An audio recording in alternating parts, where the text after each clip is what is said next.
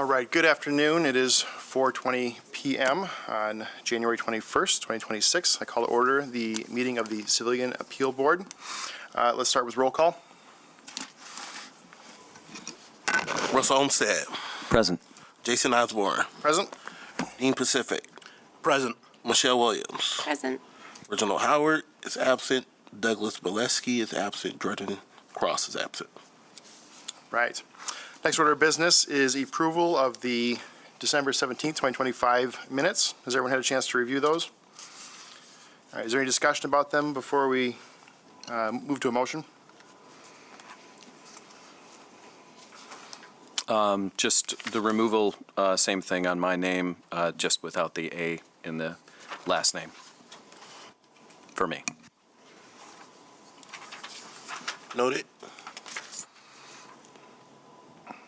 All right, with that proposed change, do I have a motion? Motion to approve the minutes? Second? Second. All in favor of approving the minutes, say aye. Aye. Aye. All opposed? No opposed. The motion passes. The next order of business is the board liaison report. All right, well, good afternoon, everyone. Great to see you all. It's been a little minute after parental leave. Not a whole lot to talk about today. Some of what I would have talked about will be an old business. I do have one topic.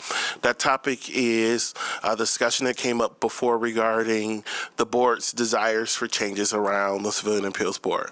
We talked previously about the board providing insight about the things that it's interested in seeing, recognizing that being interested doesn't mean it changes, but if we don't hear from you, we don't know your perspective. So that was a few months ago. I think when we last talked, there was going to be something brought forward for us to share. So I just wanted to circle back on that and see where the board was, and that really is it for me. That's not true. Oh yes, that's it for me. The other thing is under old business. All right. Moving on to the next item is the appeal. Is there a response related to that, where we are related to it? Does the board have anything they want to share? Is it something I should, Definitely have ideas. This was a while ago, I realized that, and with everything happening at the end of the last year, I just completely spaced on getting any of the information from my end to you. Okay. And I can't remember, if you could remind me, was this individual? Or was it that we needed to form a subcommittee? Well, there was a subcommittee for the bylaws that was going to consider some of those things and share some of those things, and I think the board wanted to talk about it based on that. And if memory serves me right, you had a list of some things that you had thought through already. Yeah, and my apologies. Yes, on that we had discussed at that last meeting that we were going to bring that for discussion, but bring it for discussion after we had a chance to pursue this case and then come back to it. Okay. I sent out the suggestions to the board members in an email, as well as, and copied city staff on that as well, on the two proposed bylaws language around meeting schedules and making sure to give enough notice when meetings are canceled, as well as around getting packets of information out to the members so that we have enough time to actually go through it in a proper order. And both, like I said, both those were forwarded out to board members as well as city staff. I'm happy to have that discussion with the board, but my understanding was that we were going to wait until after we had heard this case. Thank you for that. That's not what I was referring to, though. I was talking about the more broad discussion. So there's been some discussion over time, and I don't want to suggest what your thoughts are. That's why I'm choosing my words, I think, wisely. But there's been discussion about how the board has thought appeals should be handled, or how what processes should look like, what policies should be as far as who gets to speak when, or what type of information is able to be considered. There's been talk about that for some time. And one of the things that I was supposed to do was bring this to the board and then get feedback from the board on the board's thoughts regarding it. So at least we knew where the board stood. I am in no way trying to push that to happen. I just want to make sure I've asked the right questions and created the space for you to share if you'd like to.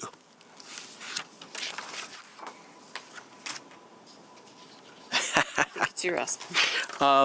I don't know. I would ask that we come back to this at the next meeting, because I don't have the information prepared for today, but I do have suggestions that I've discussed, I believe, with you in the past, that I would like to bring forward to the board is for consideration and bring back to you on the record as well.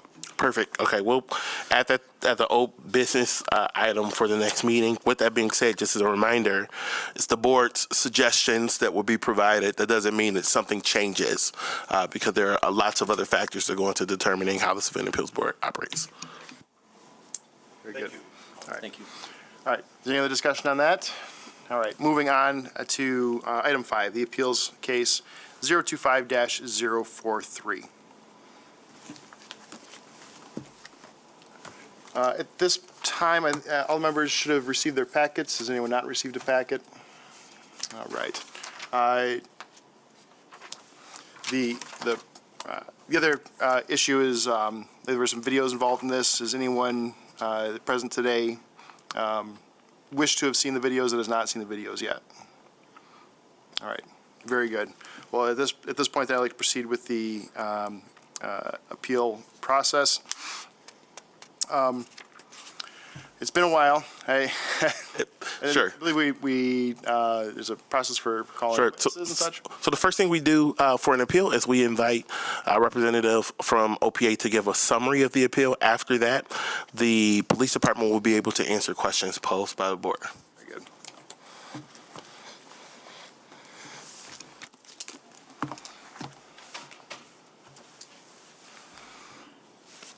Good afternoon.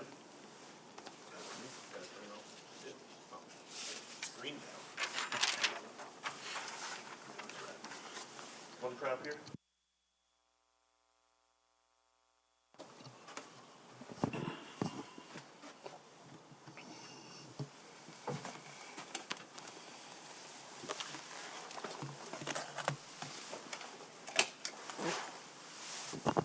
Is that better? Yeah, it's better. All right. Good afternoon. On March 27th of 2025, Mr. Jerome Bird alleged he was stopped by Officer Siddharth Manava while parked near Sheldon Avenue and Oak Street Southeast in Grand Rapids. Mr. Bird's complaint raises 3 allegations. 1 is racial profiling and harassment. 2 is an illegal search conducted without consent or probable cause. And 3 is discourtesy and unprofessional treatment. In his complaint, Mr. Bird alleges that after the officer had been sitting behind his vehicle for 5 to 10 minutes, the officer turned on his emergency lights when Mr. Bird attempted to exit his vehicle. He alleges that the officer approached his vehicle and asked for his license in a hostile tone without providing a reason. Mr. Bird alleged that he was ordered out of the vehicle and patted down. He also alleged that additional officers arrived at the scene and looked inside and touched his vehicle without permission. Mr. Bird alleged that he was stopped because of his race and reports he has been routinely stopped by police because he is black. He indicates he was initially issued a citation that was later voided, which he contends suggests the encounter was unlawful. The Internal Affairs Unit determined there was insufficient evidence to sustain the allegations, resulting in a finding of not sustained for both racial profiling and improper search. The complaint disposition report does not appear to address Mr. Bird's allegations of discourtesy and unprofessional conduct. Internal Affairs conducted interviews of the complainant and officers involved. They also reviewed the police report and the officer's body camera and dash camera videos. When speaking with Mr. Bird, Officer Manava cites the reason for the traffic stop as a parking violation for being more than a foot from the curb, the fact that Mr. Bird parked his vehicle suspiciously, and white light being visible through his taillight. It was later recorded in his police report that there was also tinted windows on the vehicle. Although the officer ran the complainant's license plate before turning on his emergency lights to initiate the traffic stop, Internal Affairs concluded that there was no evidence that Officer Manava knew Mr. Bird's race prior to the stop, noting the vehicle's heavily tinted windows made visibility difficult. Internal Affairs also included the pat-down was justified based on officer safety concerns, noting that Mr. Bird could have been arrested for not following the officer's commands. Internal Affairs also concluded that no search of the vehicle had occurred. Mr. Bird is now appealing the Internal Affairs determination to the Civilian Appeal Board. He maintains that Officer Manava saw him before the stop and therefore knew his race, and that the pat-down was unlawful because he posed no threat and no weapons were recovered.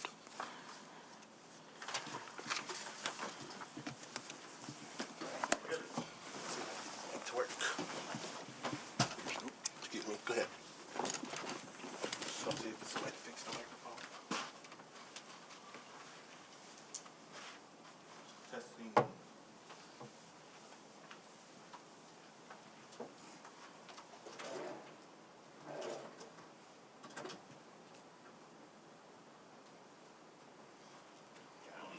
see anything else. I gotta switch gear for it, but. Oh, good. Okay. Who's that? Perfect. Thank you. Is it my switch gear? Yeah. Okay. I think we should be good.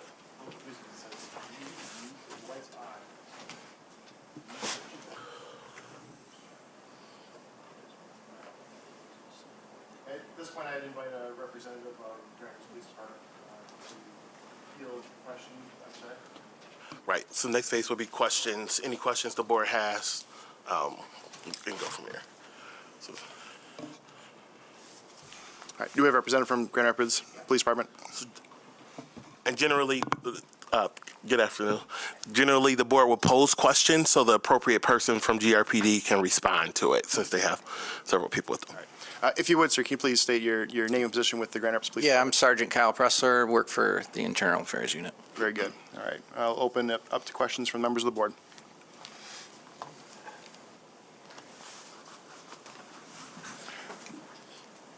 I have a couple. There was reference to the officer running the plate of the complainant's vehicle prior to approaching the vehicle. Could you explain to us what information that would show the officer? Yeah, if they run the plate, you can get the registered owner's information, and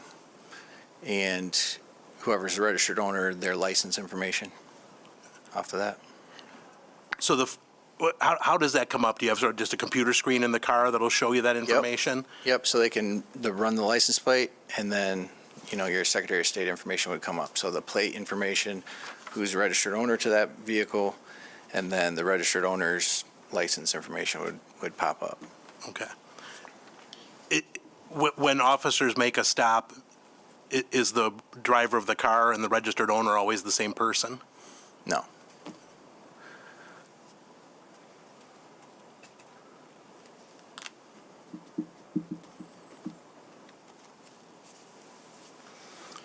I just want to note too as well, there was just some opinion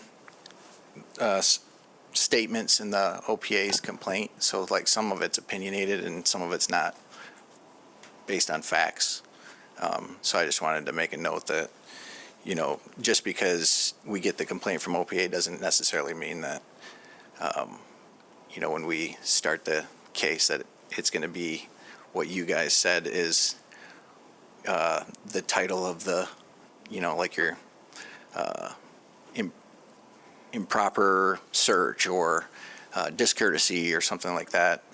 That's not necessarily what the case is going to be looked at, if you get what I'm saying. Let me ask for clarification then. From Internal Affairs point of view, what was the nature of the complaints raised by the? So for us, it was a violation of impartial policing policy and then the improper search. So he was claiming racial profiling, being harassed, providing no reason for the stop, that they were, some of the facts, that they were sitting behind him, like you said, that was correct as far as 5 to 10 minutes. He alleged Officer Manava was sitting behind him and then asked him out of the vehicle illegally and illegally searched him, and then illegally searched the vehicle. So I never investigated this complaint in terms of discourtesy? Well, everything is looked at as far as discourtesy. So just because, what I'm trying to say is just because we wouldn't say it in here, like as a title of discourtesy, doesn't necessarily mean that it's not being investigated, because everything gets investigated for discourtesy or anything like that. So- In past investigations that we've had and that this board has seen, discourtesy has been something that was investigated and specifically noted as far as being sustained. Yeah, his discourtesy, at least from the OPA complaint,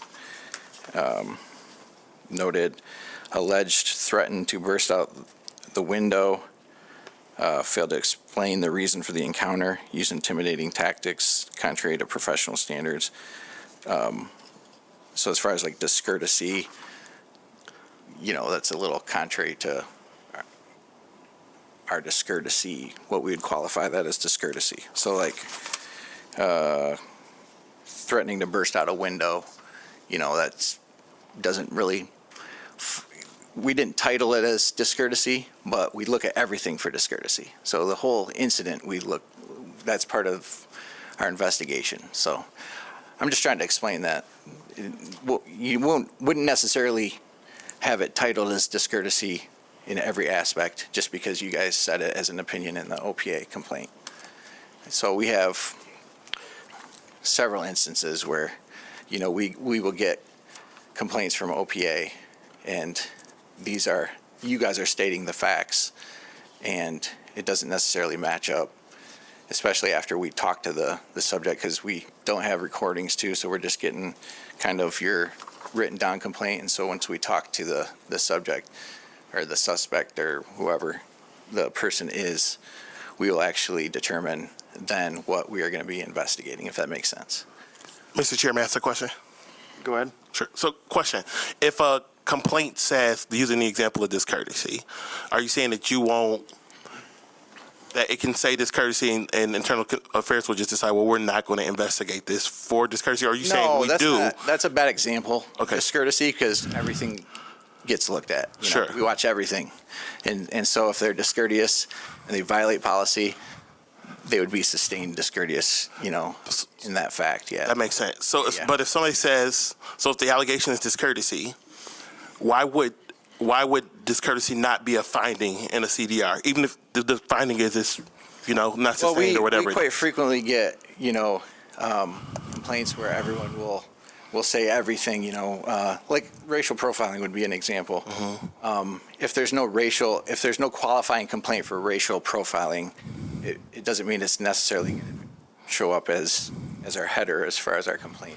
You know what I'm saying? Yeah, I do understand what you're saying. So what is the requirement for it to be a qualifying complaint in order to be investigated then? Well, I think For discourtesy, it's really the example I'm thinking of because the complainant said discourtesy. So I'm saying, Well, I think we're playing with semantics. I was just trying to clarify, like, what I was trying to say is, just because it might not be titled discourtesy, like where on my investigative report it says violation of impartial policing, improper search, because I didn't put / discourtesy or whatever. What I'm trying to clarify is that doesn't mean that we didn't look at it for discourtesy. I appreciate that. Final question about it. The reason I'm asking is because there's certain things that are eligible for appeal before the Civilian Appeals Board. So when determining if something is eligible, it's based on a finding that Internal Affairs made on those specific areas. So if Internal Affairs looks at discourtesy and considers it, but it's not written down, it wouldn't be a way for the complainant or OPA or anybody else looking at it to say discourtesy was considered, absent you telling us that now. You understand what I'm saying? Yeah, I see what you're saying. Okay. Yeah.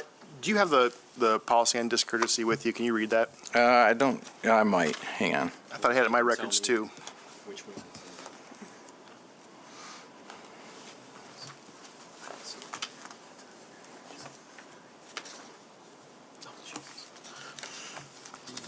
Oh, there we go.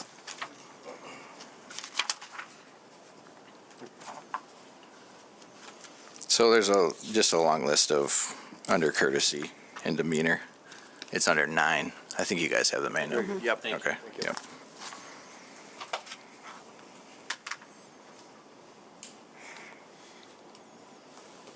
And I'm not, like I said, I'm not arguing, like, we look at everything for discourtesy. I was just trying to make a point to the header. No, I appreciate that. Yeah. Turning to the facts of this case, I know the report indicated that the officer was observing the vehicle for, I think the words were 5 to 10 minutes before the lights were activated and a stop was initiated. In reviewing the dash cam and body cam footage, that time doesn't appear to have been captured. Was there video from that time period when, you know, ideally from when the officer was approaching the scene? Until when he stepped out of the vehicle. So when an officer activates their camera, it pre-record. It's always recording, but when it actually activates, it goes back 30 seconds and captures the 30 seconds before. So that's what you're seeing. So what that tells me is he sat there for longer than 30 seconds. So I had to look into the GPS location, and we use that through our CAD system, and you can actually track on GPS the vehicle timing and where exactly they're at, and he was there for about a minute. And is that the same, that system those requirements are the same for the dash cam or vehicle cameras as well? What do you mean? Sorry. So I know you activate the body cam and there's a 30 Yeah, second so back body window. cam, it works that way, goes back 30 seconds. In-car camera goes back 30 seconds. The GPS is always Okay. So, tracking. So I can go back and I can look up a certain date, certain time, which I did in this instance, and I could actually see where the officer was and where he drove and how long he was behind Mr. Byrd, and it was for approximately a minute. what is the policy for when an officer is required to activate their body cam or their dash cam? Whenever they're interacting with the public. Okay, so investigation from the car wouldn't fall within the scope of when Correct. they're supposed to activate their Correct. cameras? And just to clarify, the dashboard camera would have the same qualifications as the in-car camera? We've seen different perspectives over the years. So when I say in-car camera, that is the dash. That is the you would dash, consider the okay, and dashboard not the back, camera. okay. Yep, correct. Is there, I noticed through everything that was given to us to review that GPS data wasn't included. Is there a reason why that wasn't included in the packets for us to be able to review? I think I have it in my files. Yeah, it wasn't requested, so. Yeah, I don't have it in my report, but I do have copies of it. I reported it Yeah. from the data, so. Also, going back to an earlier question about running a license plate, when that's brought up and the information about the driver's license and the registration is brought up, is there anything inside of that information that regarding race or gender of a person? Yes. Okay, so race is brought up when an officer runs plates? Yeah, so when their SOS information comes up, so date of birth, race, gender, address, those type of things. And as I recall, the owner information associated with license plate matched the citizen that was contacted in the stop, correct? Yes. Well, I believe so. I'm not 100% on that one. I'd have to double check.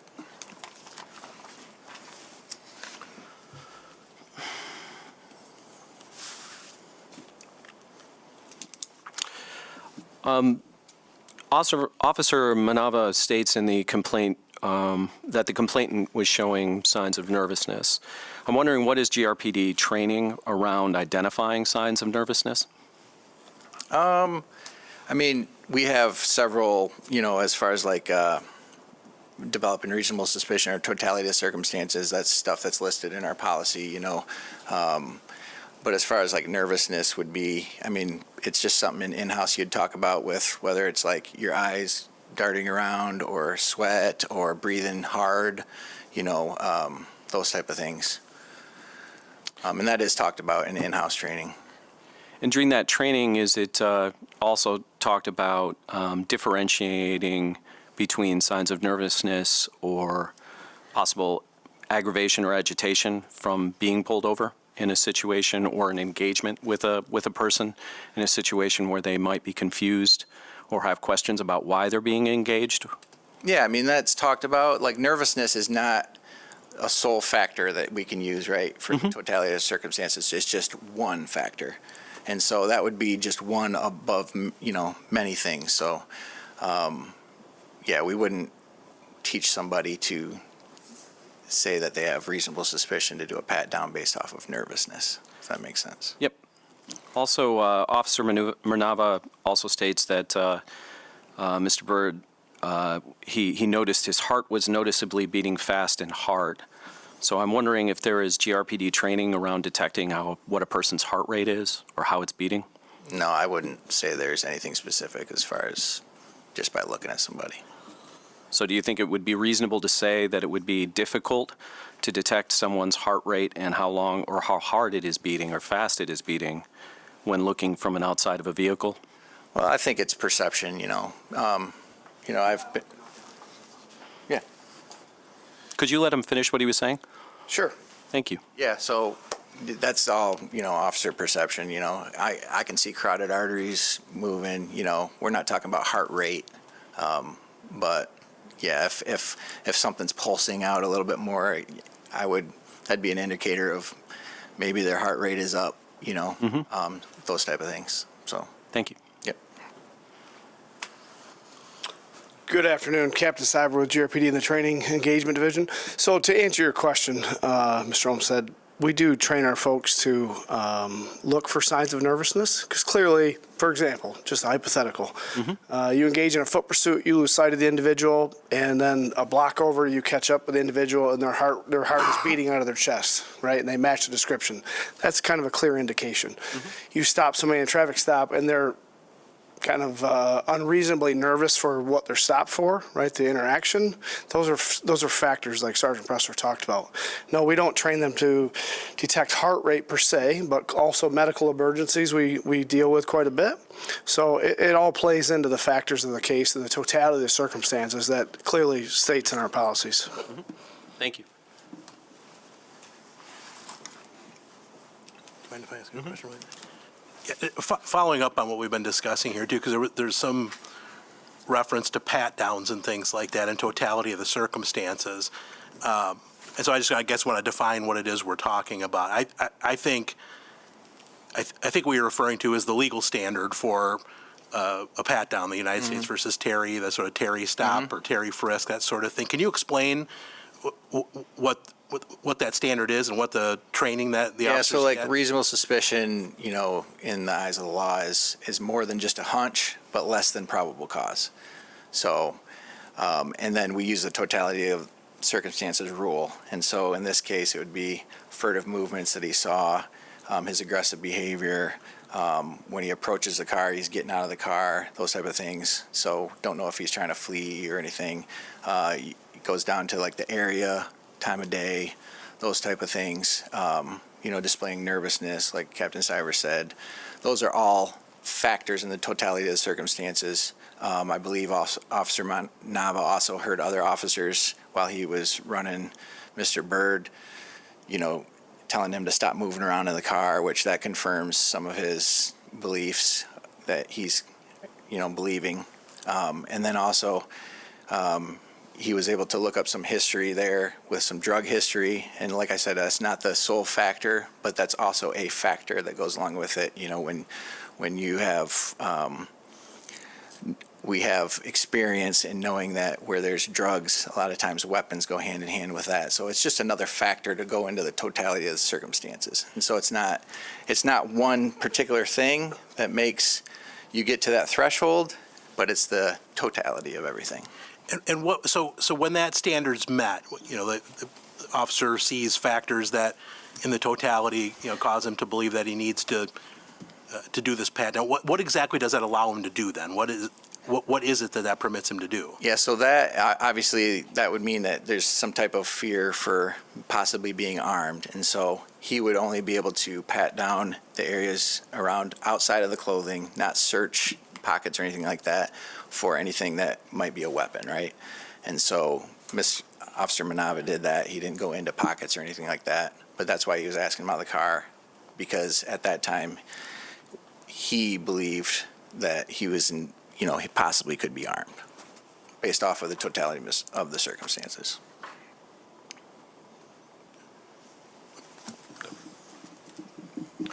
To follow up with that, you just stated that Officer Manava looked up prior information regarding the complainant's history.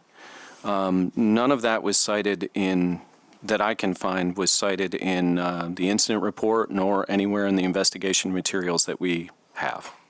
Yeah, so if you watch the video, you can actually hear him talking to another officer. This is all part of the investigation. Another officer, and saying he's got prior, drug history, and then he's like, I'm going to pat him down. And so that just, for us, it goes into the mindset of what he's thinking at the time. And so we take everything into consideration. So it's the report, it's watching the videos, hearing their statements, all those type of things, and we have to determine what is Officer Manava's belief at the time, right? And so that kind of goes into the factor, and that was cited in my investigative report. So I want to understand this correctly. So there was an indication of a prior drug history involving this citizen. But is your assessment of that based upon the officer's statement, or were you able to independently verify that there was this history out there? Yeah, he does have drug history. Okay. Yeah. But that doesn't appear to have been included in our records. It was just, according to you, it was a statement on the recording. We don't have documentation of that in the report. Right, like I don't have his criminal history or whatever. If that's what you're asking? I don't know this to be certain, but there may be lean law enforcement information network information that is required to be redacted from either the video or from the report. If it's someone's criminal history, we can't distribute that out of the law enforcement network. So I don't know if that was particularly redacted from the video or from the report, but that's something that's typically redacted before we get a copy of it. Would the officer have obtained this information before the video starts, or was that obtained sometime during the course of the stop? Are you asking me from Yeah, my investigation? yeah. Yeah, it appears that it happened after during the course of the stop when he was running him in the vehicle. Okay, so before the stop was initiated, there was no indication of any Correct. past drug history. Correct. Just to clarify, that information doesn't come up with any sort of license plate or registration check? What information? Prior history, criminal convictions, or histories around that? Right, like he wouldn't be able to get that off of. Off of just doing the plates? Yeah, yeah. Okay. It's possible he did a local check or something, and like past contacts with him or something. Let me see if I understand this correctly. I'm going to summarize this and make sure I understand this. So the officer does a stop, runs the plate, and gets information back from the Secretary of State, and that could include the driver or the owner name, date of birth, the information that could then be put into the lean network for a history. Yeah, like for criminal, if you're doing a legit criminal history check, there's a lot of things you got to put in, and you actually have to have a valid reason for that. But he could do like a local check of just our contacts with him in our system, those type of things. Okay. Yeah. But as a matter of procedure or policy, or just a matter of course for officers, do they typically run lean based solely upon information obtained from the plate, or do they run that only after they have the identification of the person Both. investigating? Yeah, both. Sometimes it depends on circumstances, but sometimes officers might take a second, like Officer Manava did, and run the plate first. Sometimes they'll just see a violation and make the stop, and then go up, get the information, run it. We don't have any policy stating they have to do it a certain way. And sometimes you're not afforded the time to do checks or anything like that before you make a stop either. So it's all just dependent on the situation. And if I understand correctly, the reason for the stop was parking too close to the curb and white light showing from the tail light. Is that right? Yeah, so his report says window tint, parking away from the curb, foot away from the curb, white light to the rear. But then because of the conversation and how it progressed so quickly, during the actual, what he portrayed to Mr. Byrd, he said white light to the rear and for the parking violation. And I clarified that in the interview about he didn't tell Mr. Byrd it was during the stop that it was window tint, but we clarified that later because he did say in his report that window tint was also another violation. A supervisor on scene that spoke with Mr. Byrd at the end of the stop informed him about the window tint as well. And I believe he knew about it because he did say that in his complaint, as far as there was also talk of a tinted cover on his license plate too, which is technically a civil infraction violation too. So there were several different reasons that were said for the stop. Okay, so the individual mentioned the license plate cover tint, but was that ever mentioned by the officer? No, not Officer Manava. His was just the parking violation and then the white light to the rear, so cracked taillight basically. Right. Okay. And the window tint, I'm not familiar with the laws of Michigan. What are the regulations regarding window tint? So he can't have. So Mr. Byrd had his front windows, so like the front driver's side window and passenger side window fully tinted. In Michigan, you can only have 4 inches tinted from the top is the only thing allowed, and 4 inches on the windshield So, on the windshield strips that you usually see, same thing for the front windows. That's the law. And his window tint also was very dark.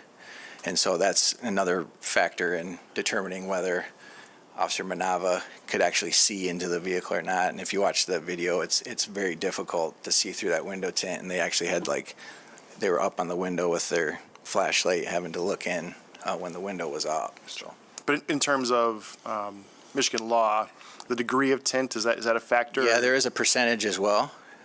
But in Michigan, you can't even have any window tint other than 4 inches from the top.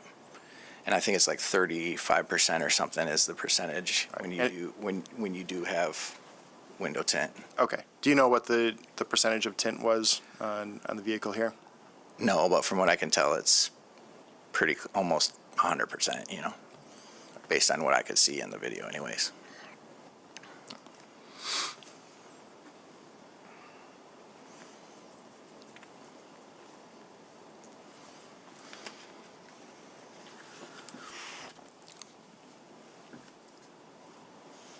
I want to also talk a little bit about that, the reasoning behind that stop offered, as well as the inconsistencies of what was discussed on video to in real time to the person as it's being explained why they're being stopped, why they have been stopped. How does it fit GRPD practice and protocol to have an incident report stating reasons for a stop that were not articulated to the person who was stopped? Yeah, I think every incident is different. Like in this instance, as soon as the officer walks up, there's a aggressive conversation going back and forth, and so. Even in our policy, as far as identifying yourself, we have stuff in there allotted for this type of incident where it has to be reasonable for, we're not going to, if an officer comes up and there's an officer safety issue or they're getting screamed at or something like that, they're not going to be in violation of policy for not, in that instance, identifying them. So every incident is different, and I would say this was not a normal incident, because normally, first off, when you're walking up, the person doesn't generally get out of the car, doesn't generally start arguing with the officer. It's always dependent, like if he's, like Mr. Bird said, he's stopping because he's at his house and he's getting out. So that makes sense. But an officer does not know that as he's coming up. And so it's a concern. It's an officer safety issue when the officer's coming up and the door's opening and people are getting out. And so I wouldn't expect him to hit every single thing.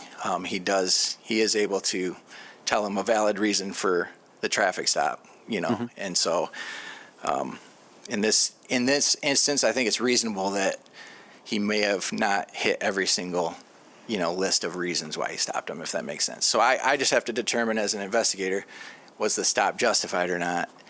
And he had several reasons that he listed, 2 of which were communicated to Mr. Bird. So, like I said, every incident's different. So, One other question on this, and then I'll yield for for a bit. Going back to the plate information that's brought up when the plate was ran and registration, would that also show the home address of where that is registered? yes. Okay. And do we know if that home address was registered to that area to where it would be? I'm not sure if it was or not. Okay. Yeah. Thank you. Is that record kept as part of the investigation? Whatever's right up on the lead or the SOS? You could get those records, yeah. But I mean, in this time, it was if the officer ran the plate and got information in the car, and what information there was, is there a record of that somewhere that? Yeah, like everything that's ran through our system, there's a record of it. And so our dispatch could go back and you could audit everything that was ran by Officer Manava that night. Okay. Was that done in this case? I don't know. I'd have to double check to see if I have that in my records as far as the actual lien paperwork. I don't have it with me, so. One thing I found very striking about the video was how quickly other units responded. In your investigation, did you note any communications between the initial responding officer and the other officers that arrived before the stop was initiated? Yeah, so there was 2 cars in the area right away, so Officer Manava and another vehicle. And so when Officer Manava stopped the car, there was a car like a block away. So I'd expect that officer, and we would want them to back Officer Manava up. Sure. And then the way that the conversation was going, and it was a little more than just a normal traffic stop at that point, and I think there was actually radio traffic where officers were saying he's refusing to get out of the car, those type of things, I would expect cars to come. And so that's why you would see multiple cars show up. So people are hearing that, and if they're available, they're going to want to go and make sure that their partner's okay. And so sometimes you might get multiple people thinking the same thing, and so you'll get a ton of cars on scene. Okay. And it's in the downtown area. It's like a block away from the police department. So to me, it was not unreasonable. And so so you're understanding that it was just happenstance that these other vehicles were in the area and were able Yeah. to respond so quickly? Yeah, I mean, it's a block away from the police department, so.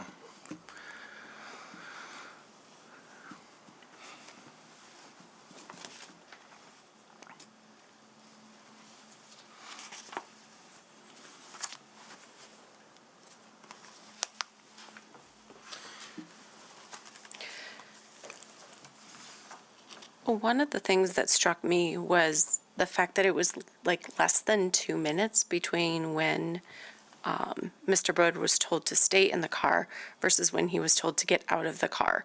And just wondering what should be expected when multiple commands that are contradictory are being given in quick rotation? How does that then impact agitation and lead and possibly aggravate things in and of itself?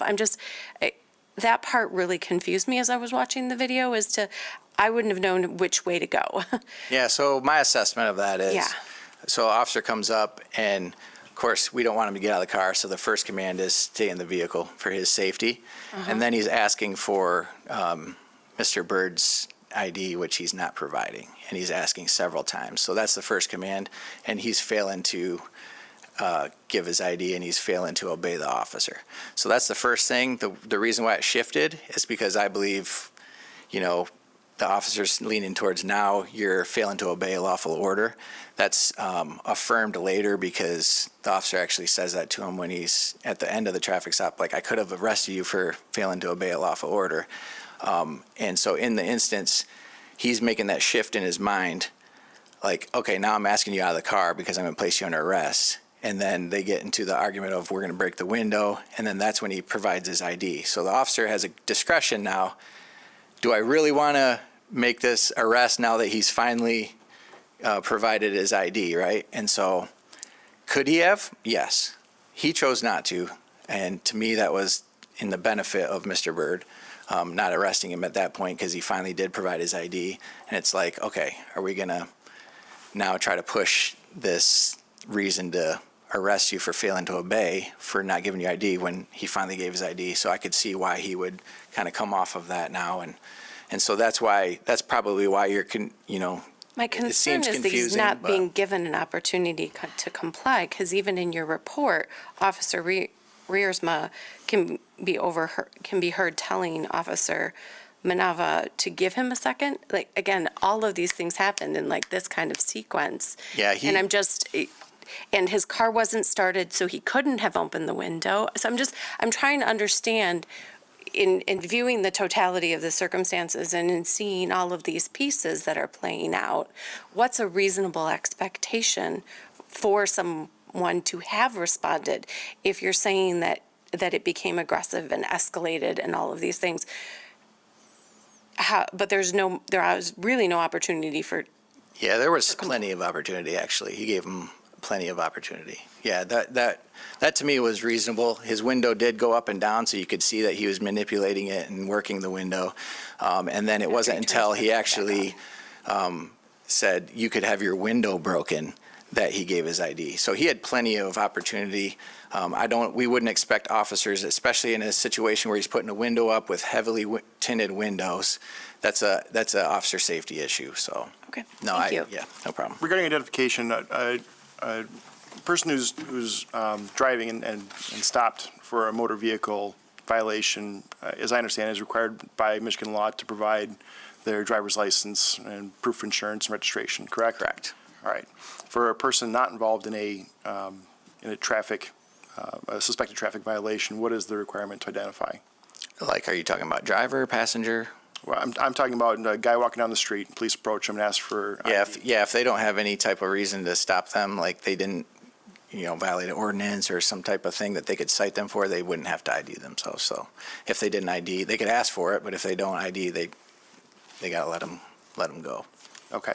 And in the instance where, say, there is some kind of reasonable suspicion to identify, what's the identification requirement for that?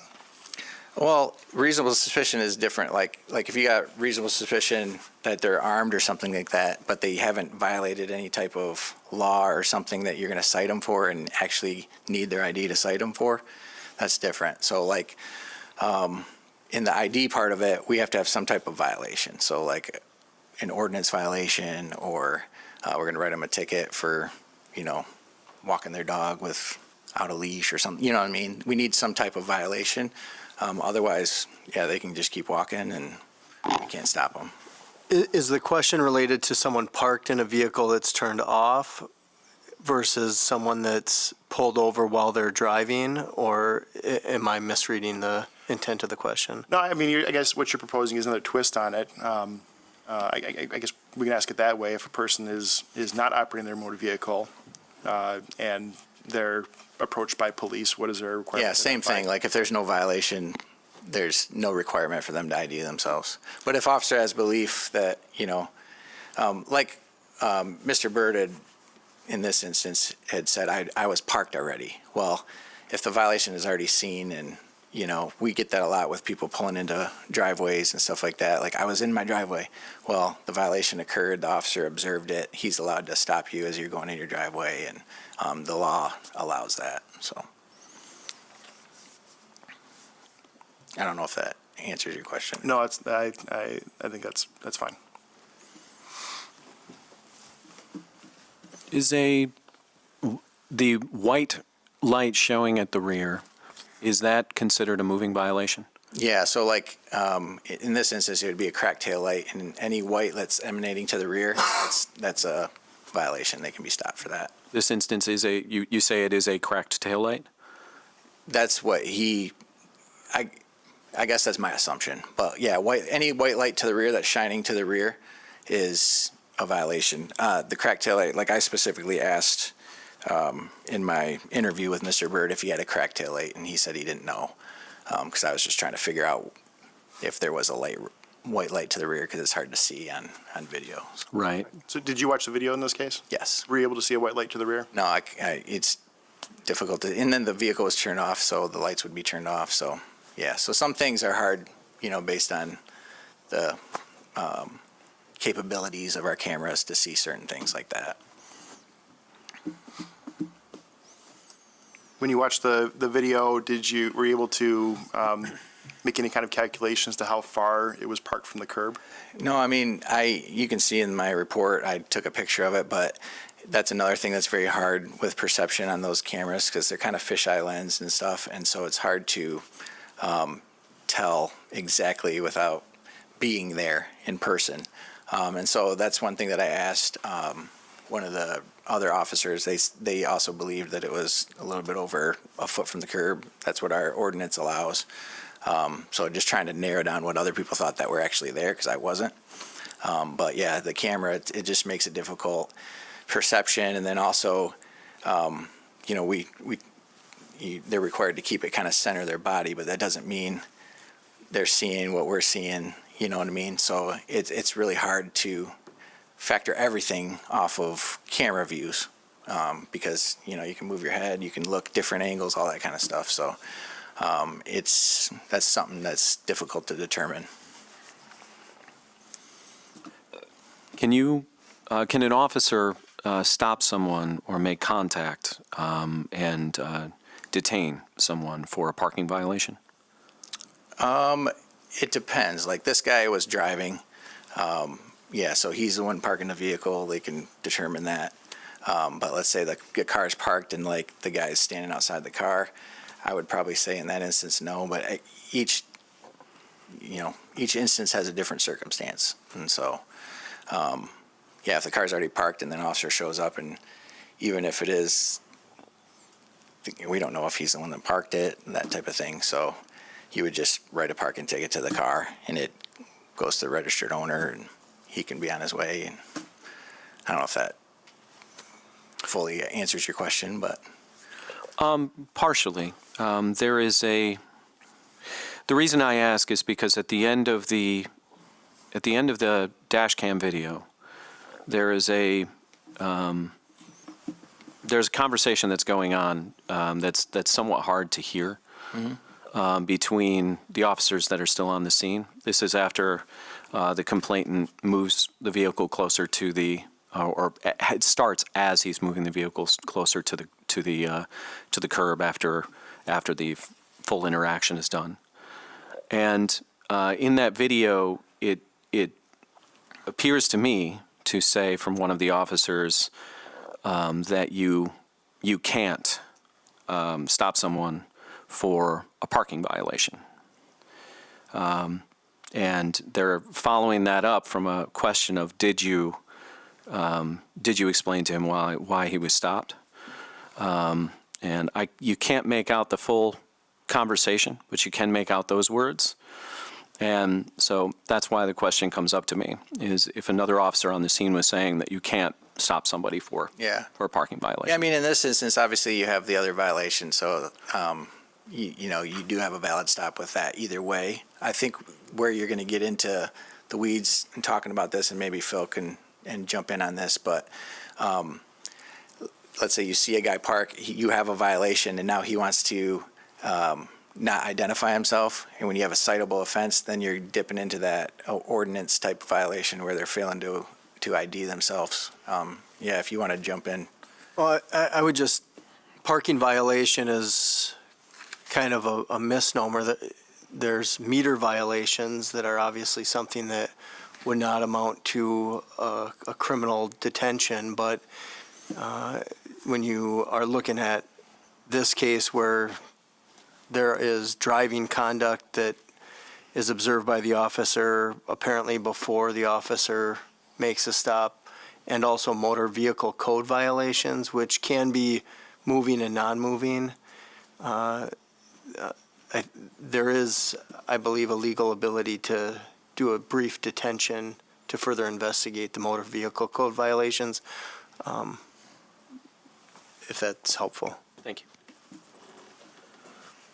I guess one other question along those lines. The taillight, the tinted windows, the tinted license plate, there was no citation or warning given to him to correct those things. I'm wondering if that is normal.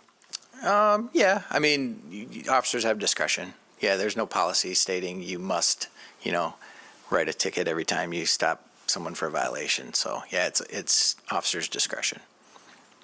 Thank you.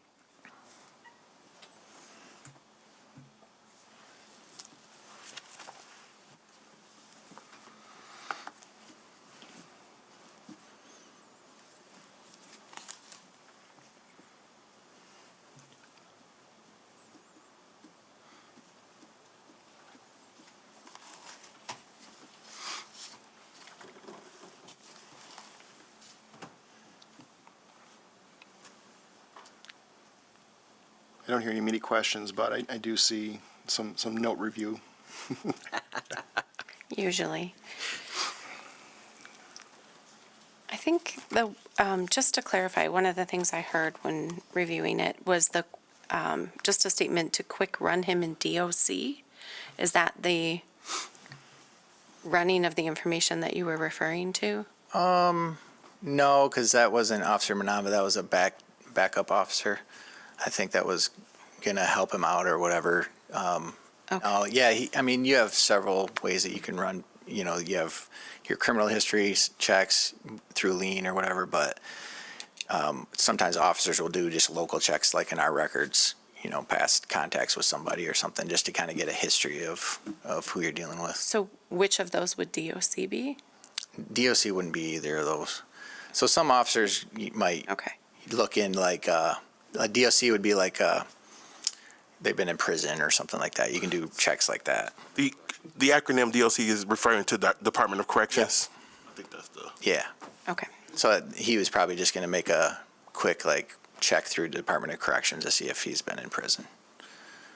Okay. So while he's doing that, I believe it was Officer Minerva says, while you do that, I'm going to pull him out and pat him down. So the license plate gets run. I'm just trying to understand the sequence of events and the perspectives on the policy. So the license plate gets run. He is identified in that as the person in the vehicle. We walk up, Well, tell him to get in the car. I just want to stop Okay. just to clarify that Yeah, part. please. That doesn't mean he identifies who's driving the vehicle. That just shows who's registered to the vehicle. So it Okay. just gives you vehicle information, Okay. says who's registered. It's not identifying the driver as the But once he has registered a owner. license, he would know that Yeah, was the individual. correct. Okay. So, so the decision to pat him down is separate from the decision to run his information? Yeah, so criminal background? whenever an officer determines they have enough reasonable suspicion to pat somebody down, then they can pat the person down. So, and that varies with officer, right? So like Officer Manava is a newer officer, you know, a 20-year vet might, you know, see things differently, you know, so you got to go in the perception of the officer. And so in this case, why it probably was a little bit, you know, longer of a period of time rather than just immediate is because he's factoring in all these things, including hearing other officers tell him to stop reaching around in the car. That kind of verifies his mindset, and then also looking up prior drug history. And so he's starting to put all the pieces together for his reasonable suspicion. I believe I'm understanding the time lapsing on the videos correctly as I'm watching that, which, you know, in this particular camera shot, it occurs at the timestamp of 1:34. So that would have been very early on in the process of all of this. What occurs? I'm sorry. The statement that the officer is going to pull him out and pat him down. Yeah, so after that statement, he goes up, and that's when he asks him out of the car and ends up patting him down. Before there's, okay. So before there's any knowledge of the criminal history that happens. No, from what, if I'm, I'm just trying to catch the timeline. yeah, so what he does is he's back in, running him in his car. He has a conversation with a responding officer that came to back him up.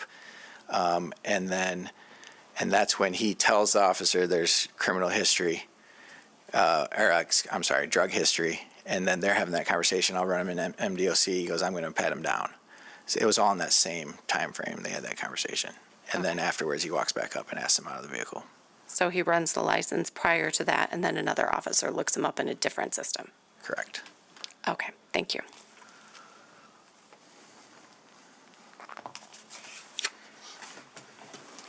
I would like to discuss the Garrity statements as well, and I know we need to move to closed session for that. All right, well, if there's no other questions for the open portion of the meeting, I guess I would take a motion to move to closed session. Before we do that, could we explain why we have to move to closed session, just so that everybody watching and the people here understand why that has to happen? Sure. The Michigan Open Meetings Act permits closed sessions for certain purposes. One of those purposes is to discuss or deliberate on material that's exempt under other areas of the law. Law enforcement disclosures made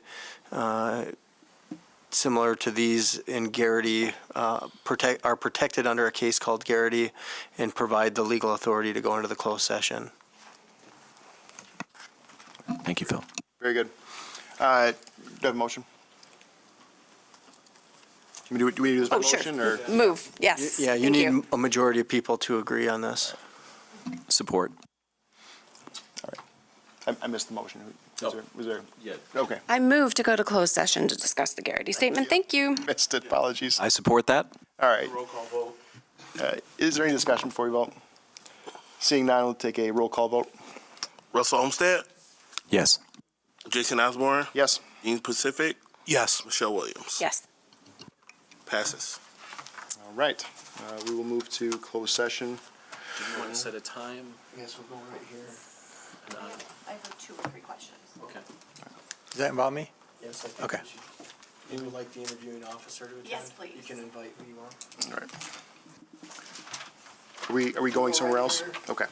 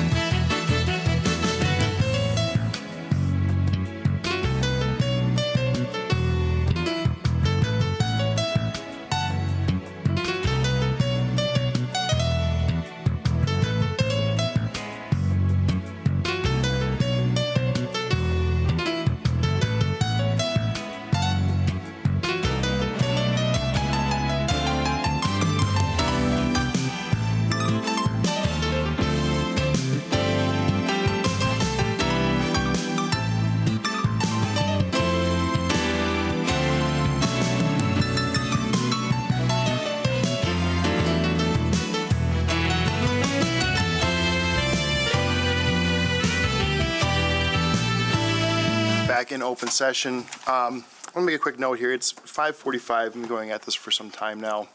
I'll turn over to the members if you think that we are towards the point where we can make a decision on this appeal at this point. I'd like to press on, but if there's a fair amount of questions to go, I wonder if we might consider tabling this until the next session and continuing it then. I guess I'm open to anyone's thoughts on that. I would prefer to move forward with this, have people ask the questions they need to ask and get through this. The complainant, the officers involved, everybody has been waiting a long time for this, so I would prefer to stay as long as needed to take care of this. I would agree with that. I'm good either way. All right, very good. Well, then, if no one is pressing to get home for other commitments, then I would agree we should move on and proceed with the hearing and try and complete it tonight. All right, do you have any further questions for this officer?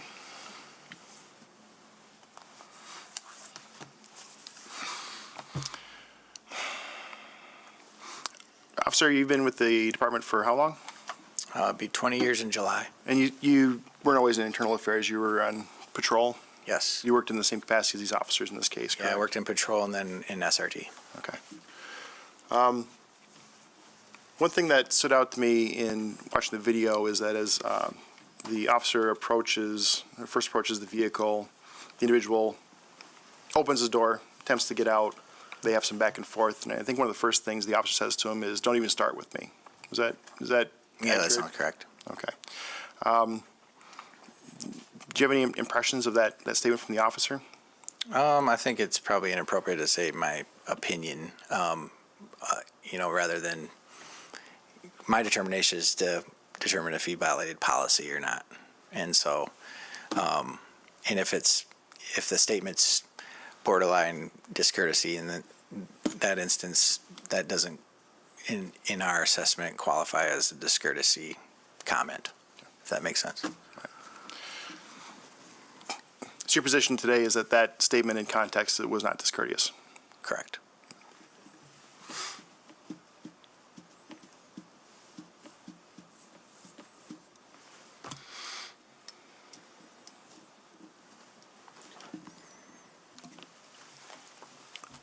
Could you, or could we have a discussion around reasonable suspicion, as far as what constitutes reasonable suspicion for a frisk or a pat down?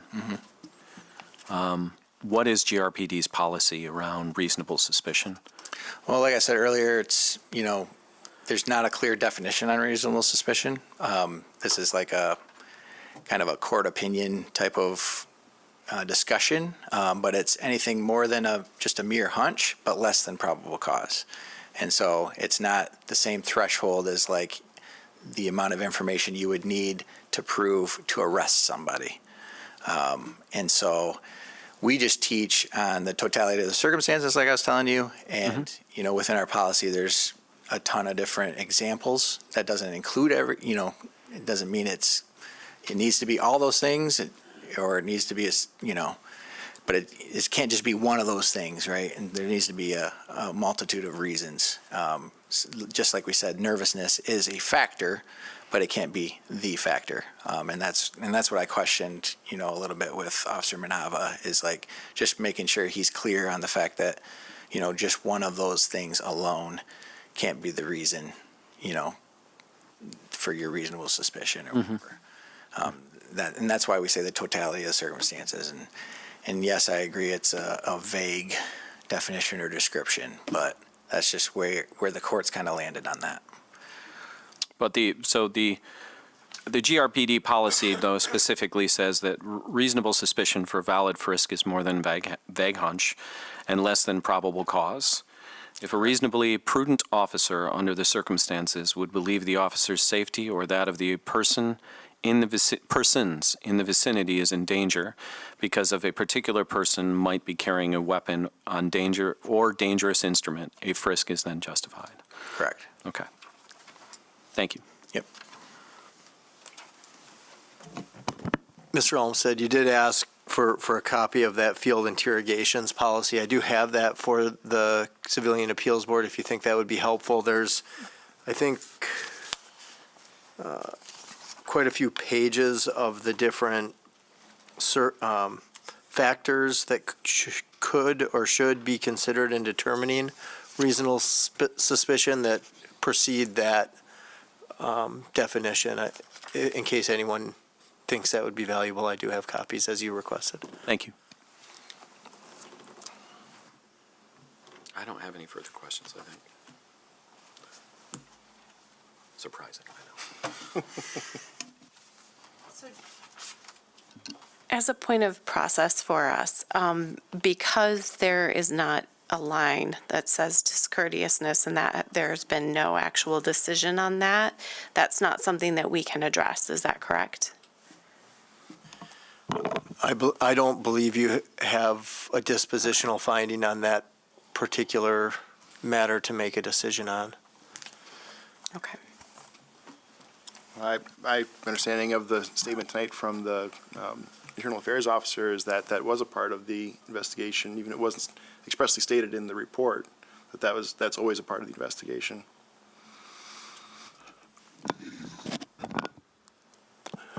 Our pattern of practice, the way we have navigated this space up to this point, has been based off of actual findings made by the Internal Affairs Division. That's what we have used to be the way that we determine if something is eligible, and that's why we train that way with you all. I'll quite frankly say my recommendation is that you follow the training that you've been provided related to that. I will also say I understand the concern, and will just say that I am of the opinion, I don't always say my opinion from this spot, but I'm of the opinion that if an allegation is raised, and especially if it's considered, it should be included as a finding in a disposition report. But because it was not, I want to make sure this board stays within its given authority the way it's been trained, so that there can't be a question of whether the board has done something improper.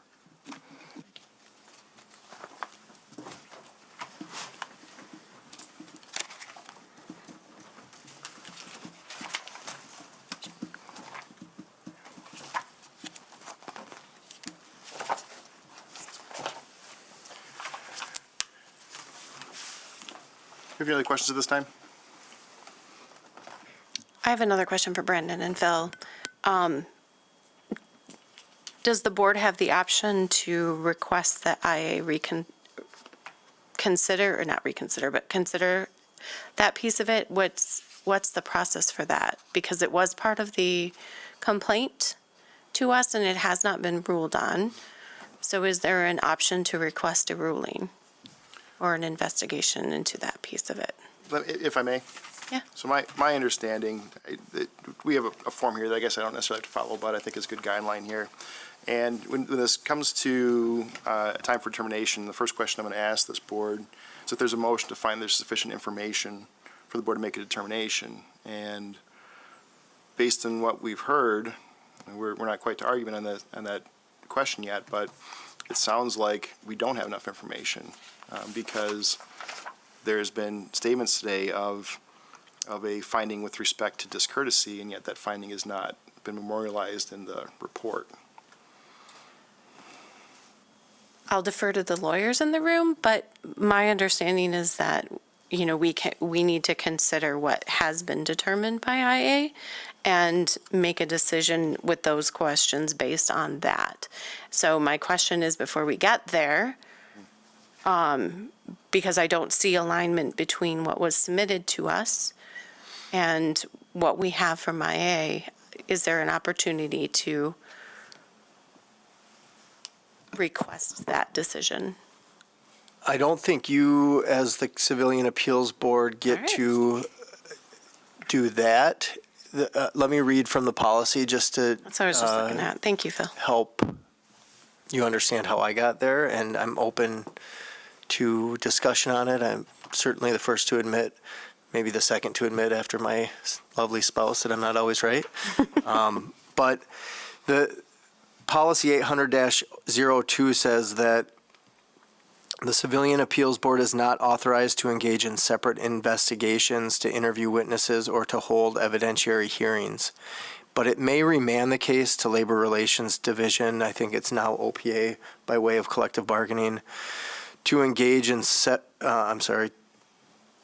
to conduct supplementary interviews with the complainant, the officers, and witnesses in the event that it considers the record to be inadequate to complete its review. The department will provide a written report to the Civilian Appeal Board summarizing the actions taken and information received during that supplemental investigation. So I don't believe that would permit an additional categorization, or it doesn't allow an additional finding to be made outside of the internal affairs decision-making and categorization process, but it could provide you additional information to rule on the dispositional findings in the report. Yeah, I guess it's a little outside of the scope of the policy. I don't think we've had this occur before, where we've had an issue where there's been a piece that was referred to. Oh, you're nodding, Brandon. I'll defer. No, we have had this issue Okay, occur, please. Come up previously. First of all, I I want to don't say I remember. agree Sorry. with the interim city attorney's position on this Okay. matter. That does not mean I am supportive of the way it goes, but I do think that what he's interpreting is exactly correct according to the policy. I do not believe that this board has the authority to ask OPA or Labor Relations to make a new finding. What OPA and Labor Relations could do is additional investigation related to findings that were made. So if the board takes issue with the fact that a finding was not made, that's a separate issue. Earlier, we were talking about things that the board may be interested in seeing changing. That's the type of thing that the board could say, hey, this is something that we're concerned about, but that should not go into the decision in this case. The board is limited to what the rules currently are and what the policy currently says, and I think the city attorney expressed that appropriately. Thank you.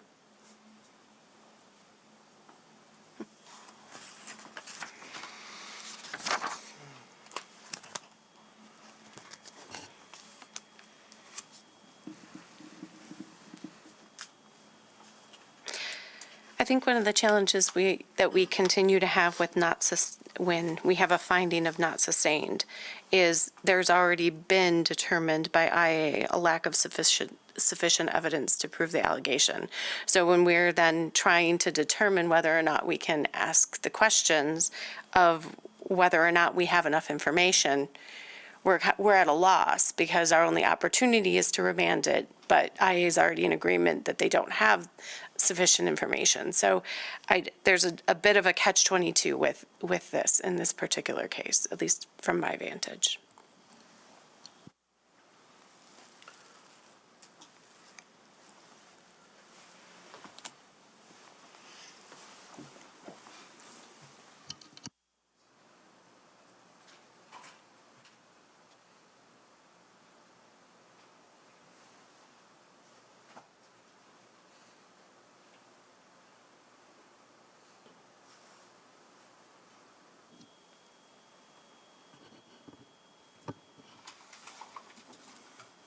I'll ask one more question while they're looking stuff up. Similar train of thought to what I think Jason was asking before, but wondering, one of the things we're asked to do is look at what a similar officer with similar experience and training would do in similar circumstances. And so, given that you were an officer that was out doing routine stops and things like that, as a new officer, are these things that you would have said and done? I think that would be helpful to me because I don't have that experience to relate to. Yeah, I mean, I caution to answer just because I'm a totally different person, right?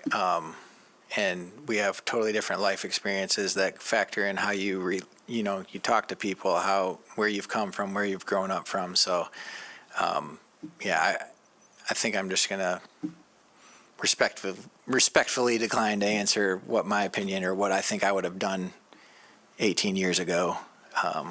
What about a reasonable officer with the same amount of training and experience? Yeah, so and that's our determination, right? So we have to factor in he's, he just got hired on in 2023. He's a younger officer. It's going to take longer to process things.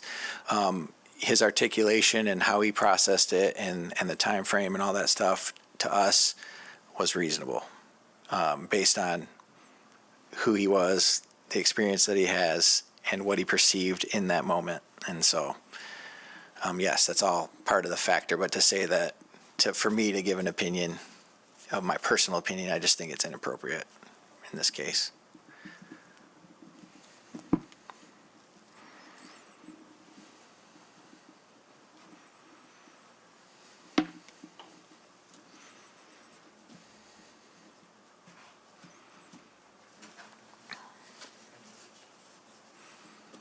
Can you tell me what are the direct policies that are referenced by impartial policing and proper search? Say again, I'm sorry. The policies, oh, I'm sorry.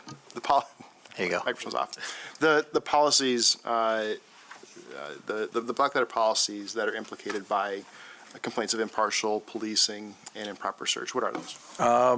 Well, we have an impartial policing policy. I mean, what specific questions do you have? Because I can read some of it.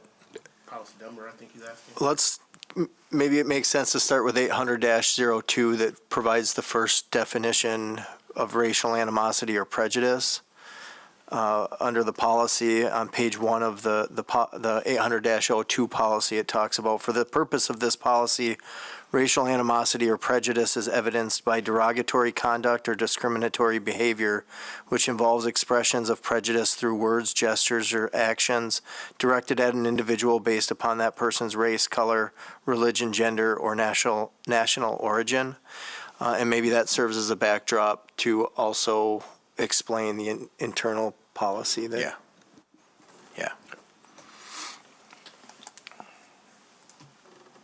I don't know if you have that policy at hand or Yeah. reference to it. Yeah, so like we have definition for racial profiling, the practice of relying to any degree on race, ethnicity, or national origin and selecting which individuals to subject to routine investigative activities, or in deciding upon the scope and substance of law enforcement activity following the initial routine investigatory activity. Racial profiling does not include reliance on the criteria in combination with other identifying factors when the officer is seeking to apprehend a specific suspect whose race, ethnicity, or national origin is part of the description of the suspect, and the description is thought to be reliable. That's the definition. I mean, it's a whole policy. I don't know if you want me to read the entire thing. I don't need to read the whole thing. I was Okay. we have this list of the manual of code of conduct. I'm not seeing it in here. Is it not in here? It's in our manual of procedures. Is that separate from the manual of conduct? The manual of conduct is part of our manual of procedures. Yeah. This is 8-15.1 and point 2, There we go. Oh, okay. manual of procedures. I'm not connected to the internet. That's okay. And then as it pertains to the other allegation of improper search, what is the policy on what would constitute an improper search? Well, in this instance, we're talking about a frisk, so that's, pat down for weapons. It's not considered a search as you would think, like going in pockets or anything like that. And so in this instance, we're just talking about reasonableness to pat him down for weapons. The search part of it is where the complainant, Mr. Bird, said that they searched his vehicle, which the officers did not. They looked in his vehicle from the outside, which is permitted by law. You can do that just to see if there's anything in plain view. That's plain view is a search warrant exception. But yeah, they can't go into his vehicle without consent and search inside of his vehicle. But in this instance, they didn't go into his vehicle.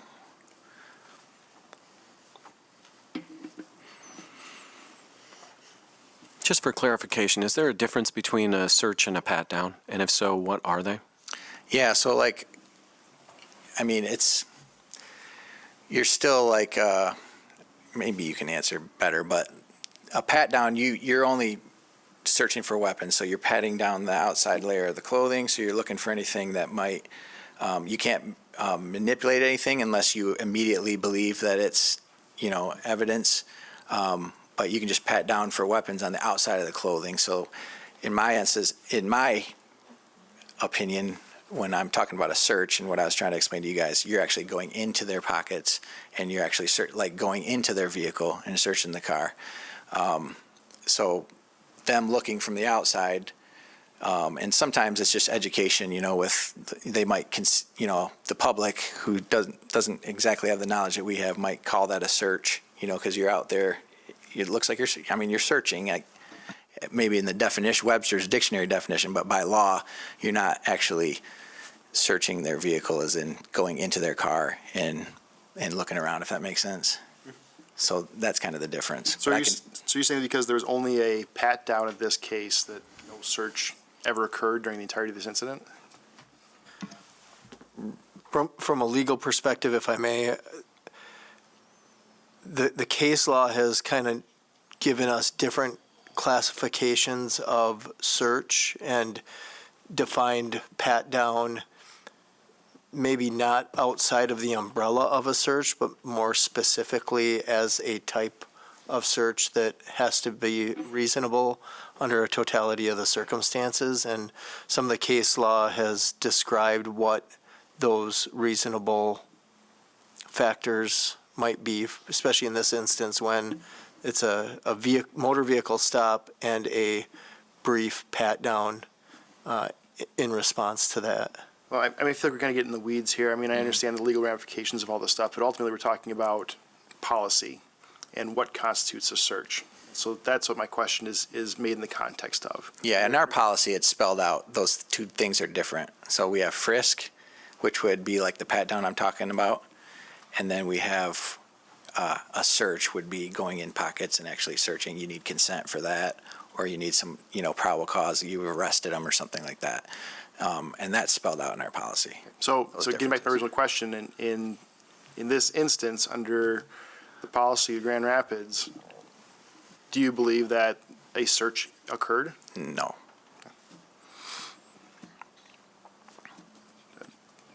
Does that comport with city attorney's interpretation? From the policy perspective, I believe it was appropriately analyzed under the frisk designation in 8.1.1. So with that, can you help me understand why it was not sustained instead of unfounded as it applies to the illegal search, if you determined that there was no search?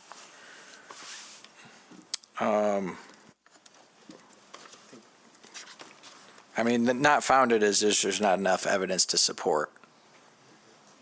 That's the classification for that. Unfounded says the complaint of act did not occur. Oh, I'm talking about not sustained. I'm sorry, I misspoke. Yeah, so not sustained is you don't have enough evidence to support that the allegation occurred. But if there was no search that took place here, wouldn't the finding be that it just didn't occur? Yeah, obviously it's like based on the evidence, right? And in this instance, like I explained with this gentleman thinking a search is, like a search warrant exception, let's say. This is where we get into the weeds, okay?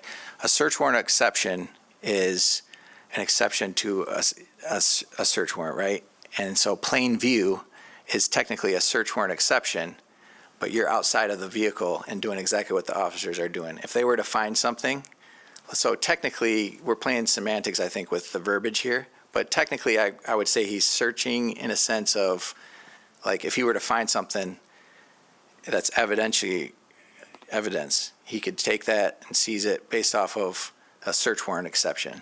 And so it's not the same as like, I hate to get into hypotheticals, but like someone saying they got punched in the face and that never happened. You know what I'm saying? I think we're playing with semantics on what a search is, and you're talking about now policy. In my opinion on, a search and a policy, we spell it out between a frisk and a search. City attorney saying, it's kind of frisk is kind of under the realm of a search, but it's like treated differently. You know what I mean? So in this instance, I think it's appropriate how we classified it because of that exact purpose. It's not like a cut and dry, black and white, a search didn't occur. But you're asking me, based on our policy, is it in my opinion that a search didn't occur? Well, because we have frisk categorized in here and searching categorized, but based on law, frisk can kind of fall under that search umbrella. I don't know. So my interpretation of the incident report, the questions asked and answered, the complaint disposition report, the video evidence, all of that, my interpretation of everything was that this was investigated under the frisk policy, correct? Well, I mean, we investigate everything under our True, but entire policy. I understand that, but I guess specifically to the search aspect of this. Yeah, that because- your investigation was through the frisk policy? Yeah. So, and that's the other thing too, is like, there's a he's saying search. What actually happened was a pat down. He didn't go into pockets or anything like that. And so, yeah, I guess I don't know your specific question. I guess my point being is not sustained versus, in answer to the question of not sustained versus unfounded. You were investigating a policy standpoint of did an illegal frisk happen? Yeah, like, do we have enough to justify a frisk here? Yes. Yes. And from the purview of this board, that still falls underneath the idea of a search in the capacity of Fourth Amendment violations and all of that, correct? Yes. Okay.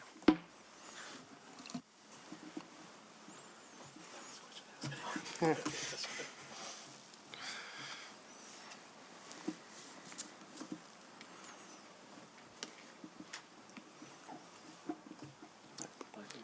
we have any further questions? Nope. Okay. Seeing none, yes, Officer, thank you very much for your patience with us today and answering all problem. these questions. Thank you so much. Yes.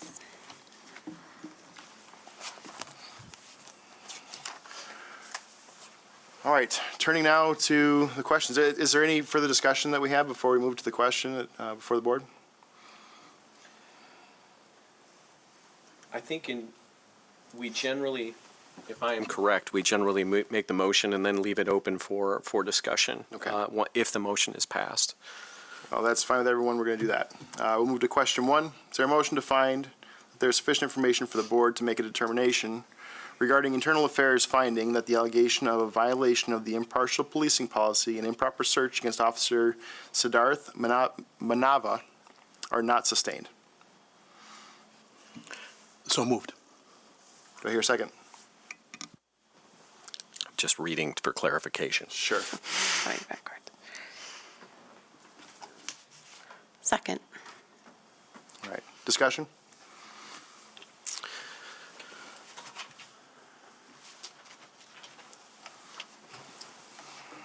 Yeah. By all means.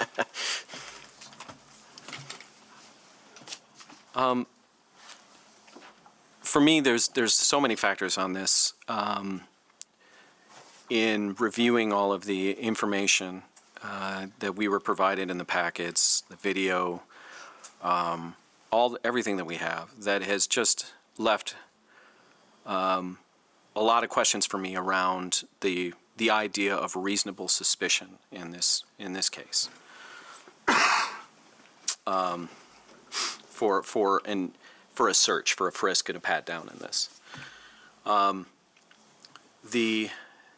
To me, the totality of everything that we have regarding the information, the timeline of how everything occurred, the fact that other officers on scene did not see any sort of threat to remove Mr. Byrd from a vehicle and pat him down, the fact that there were varying inconsistencies of what was told to Mr. Byrd on scene versus what was in the incident report.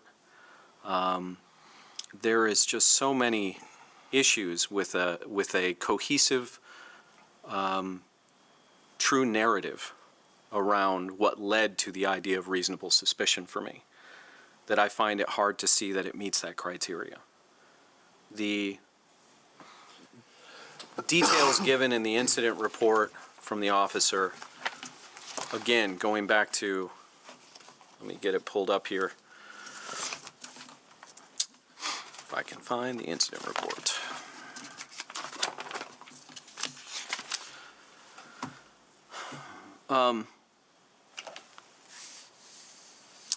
The way that the narrative is put in the disposition report, discussing that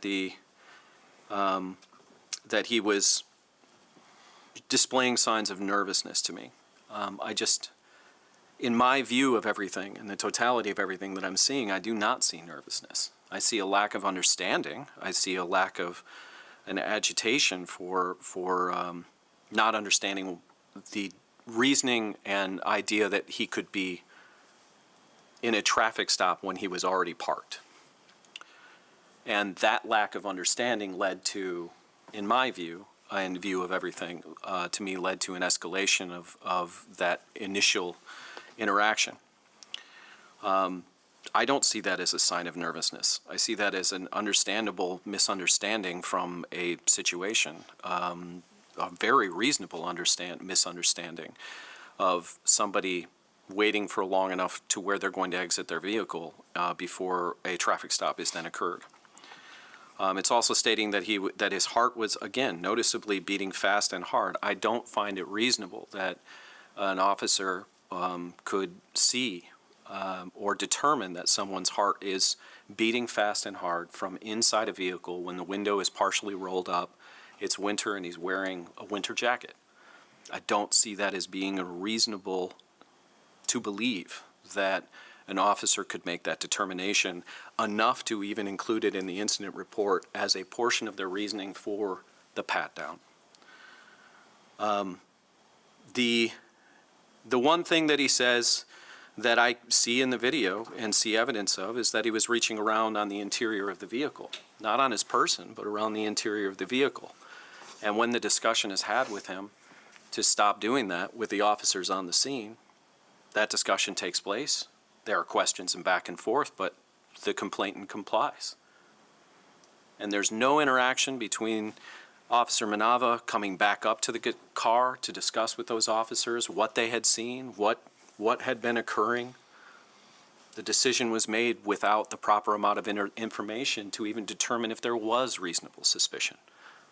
And those officers, by my view of the information given to us, the officers that were right next to him discussing it with him had no reasonable suspicion to fear for themselves or anybody else. They did not determine that he needed to be removed. In my view, this falls closer to Officer Maneuver having a hunch rather than it rising to the idea of reasonable suspicion. I don't think it hits that mark.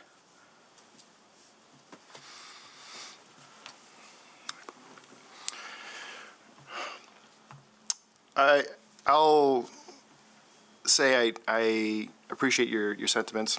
In terms of the information that's been presented to this board, I mean, I think it's fair to say that you're always going to have conflicting accounts, disparate accounts of events, things that vary from person to person. But I don't think that necessarily leads to insufficient information for us to make a determination on the substance of everything you just said. Where I do think there is a failure of information in this case is these allegations that, first of all, that Officer Movano was following this person as he was driving his vehicle and then stopped suddenly, and that he waited for some period of time. That's the allegation from the officer, but it doesn't appear that that was ever confirmed, even though there are GPS logs and logs of information through the internal database systems that could be pulled that might provide some light on that. So to the extent that that's consequential, I think it's relevant to make a determination as to what the officer knew to inform the reasonableness of his behavior once he effectuated the stop. I guess I'm kind of on the fence right now as to whether that means we should vote no on the motion before the board and refer this for further investigation.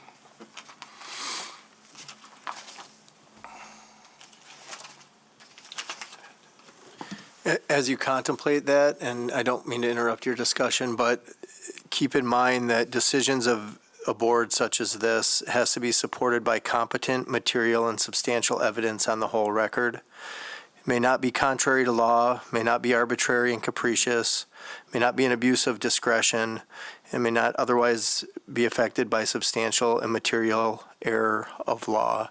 That's been a slide that's been in our training. I'm not suggesting that that's not in contemplation, but as you get closer to that ultimate decision, that's something to keep in mind from a standard of review perspective.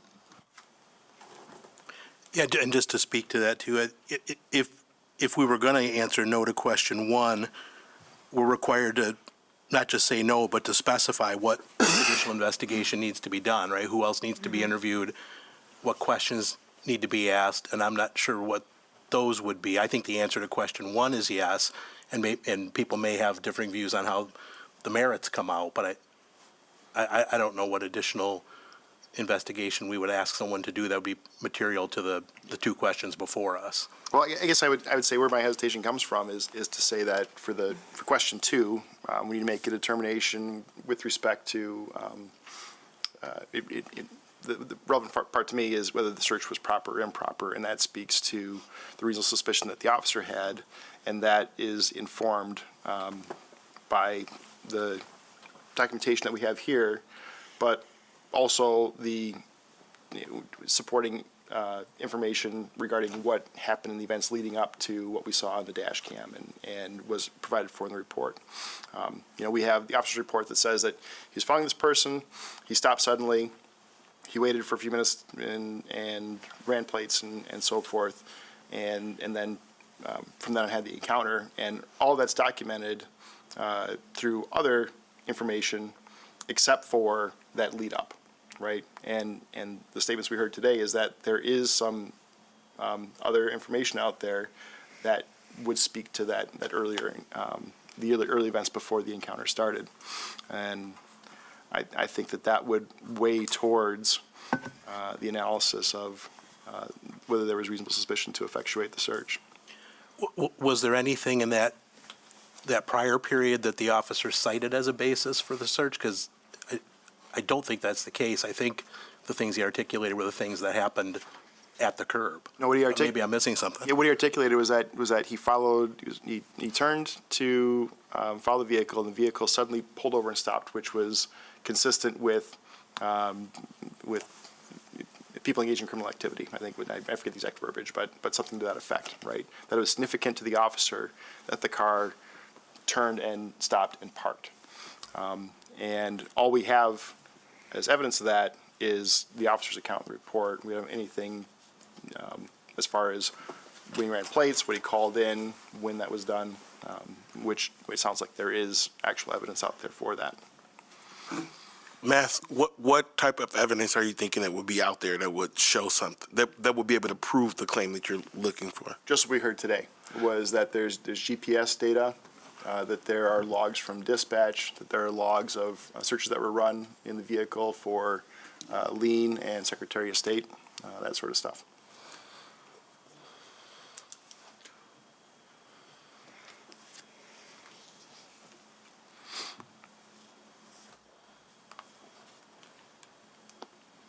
Frankly, anything that would substantiate the report as far as those early events before the video that we saw starts and him getting out of the car.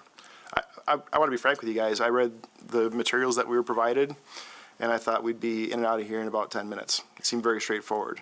And then I come into City Hall and watch the video and see this whole encounter that starts after that first relevant portion, which for me makes whole difference, right? But we don't see all the stuff that supposedly triggered the officer's initial suspicions.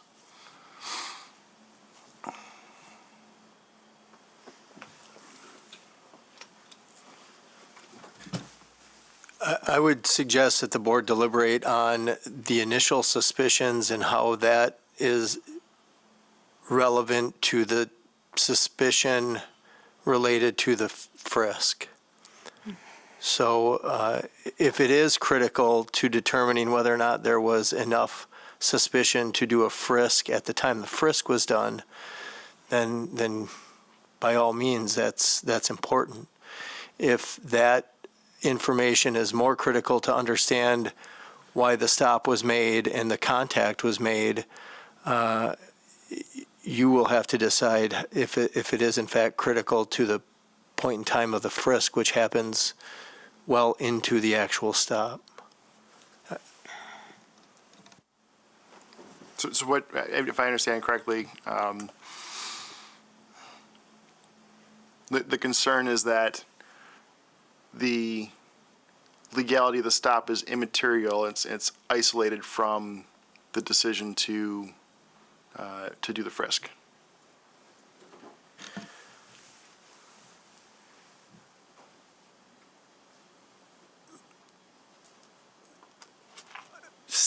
Yes, I don't think it's completely out of the realm of consideration, but in determining whether or not the officer was reasonable in conducting the frisk, you'll have to determine as a board what factors are most relevant to that consideration. I don't think we have a decision on the legality of the stop, but it's inferred and presumed that because there are several motor vehicle code violations that were being investigated, that there's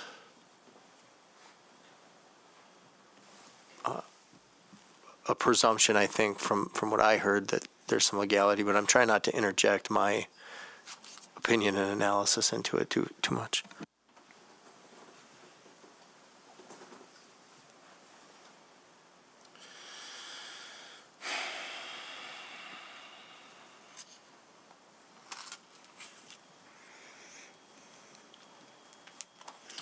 I guess I agree. I wish that information was included.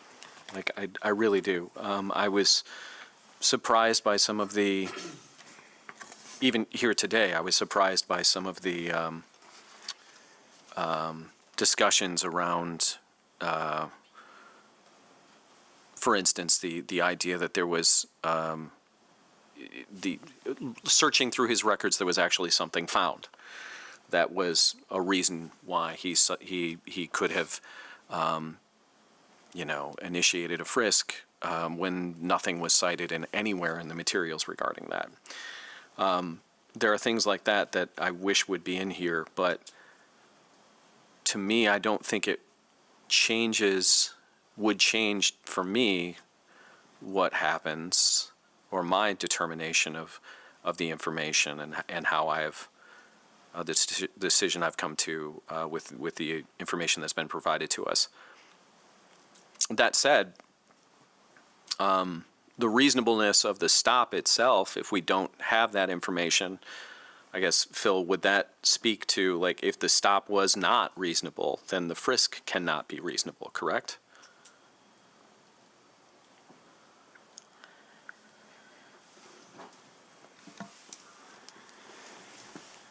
That's a far away hypothetical that I didn't hear any evidence to support. So I don't know. It feels like, there'd be a search for information that wasn't testified to today. But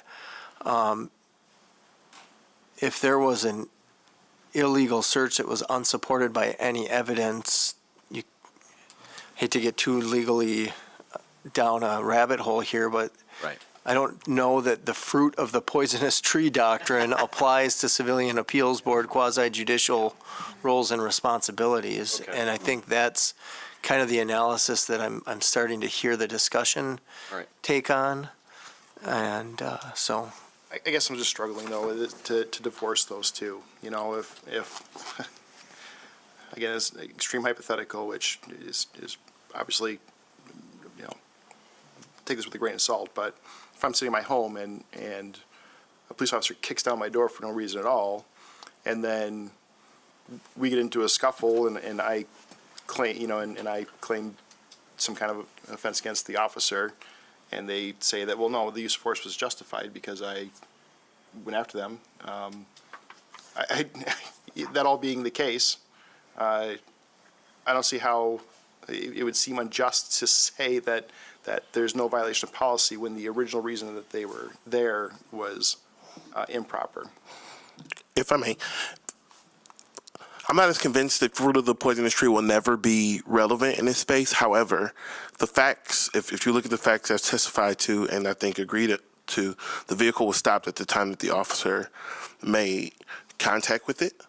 And there was some time that passed prior to that contact. So the analysis of whether there's sufficient information, which is the question before the board right now, to determine whether or not the search in question in this case, which is really talking about the frisk, but it's based off of the initial contact with a vehicle that's already stopped, meaning that an officer walks up to a vehicle that's already stopped on the side of the road after observing, at least what the report says, right, observing other things, but without going too far down a rabbit hole. A parked vehicle, an officer could walk up to a parked vehicle, whether there was a violation or not. Right? So I think part of the analysis we're making about what happened before, while the vehicle was moving, may be informative, but I don't know if it's to the question of whether or not there's enough to make this determination. I think it does, because an officer approaching a stopped vehicle that hasn't committed a traffic violation means that the officer can't they may be able to order the person out of the vehicle, but they can't order them back into the vehicle. They can't demand their driver's license if there isn't a moving violation. And the other problem I have is that I'm struggling to find support for the allegations that there was white light shining from the rear tail light, because I certainly didn't see that in the video, and the officer, the internal affairs investigating officer, agreed with that. I'm also struggling to see how that vehicle was parked too far from the curb. It doesn't appear that way in the video to me, from an objective standpoint, even taking into account deviations from fisheye lenses or whatnot. And the last basis for the stop was the tinted windows, which we've heard it was in the officer's mind subjectively, but he didn't vocalize it until well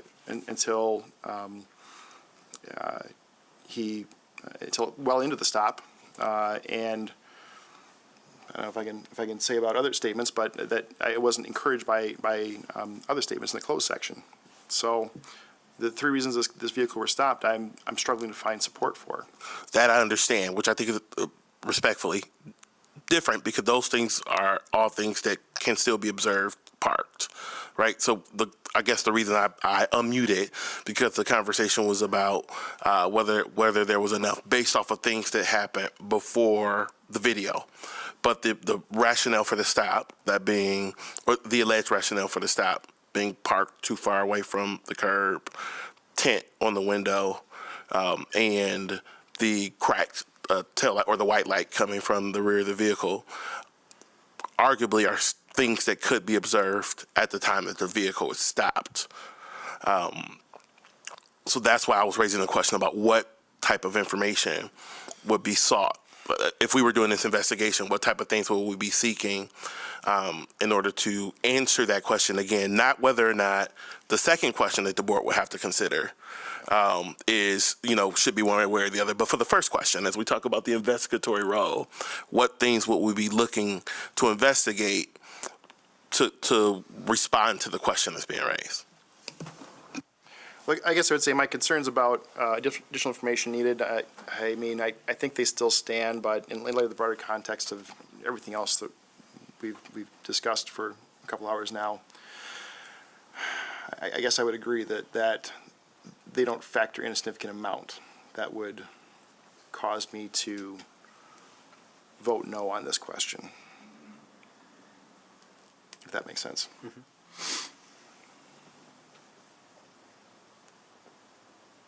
I don't know, any other thoughts on this?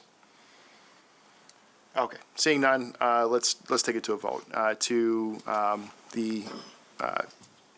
The motion before the board.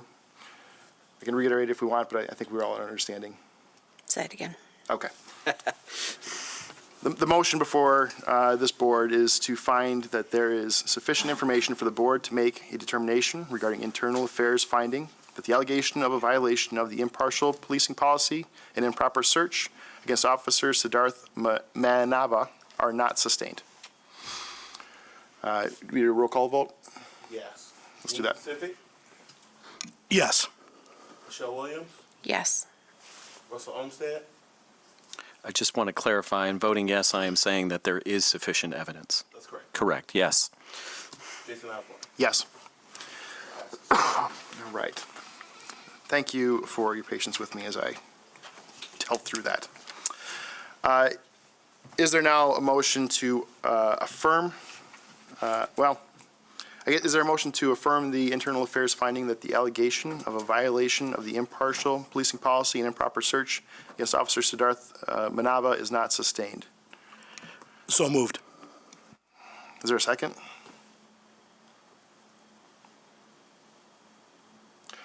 Let me ask this. What if we separated these two, the two violations? Would that make more sense? Yeah, I think so. Okay, I don't hear a second on the motion, so I think we don't put that for a vote.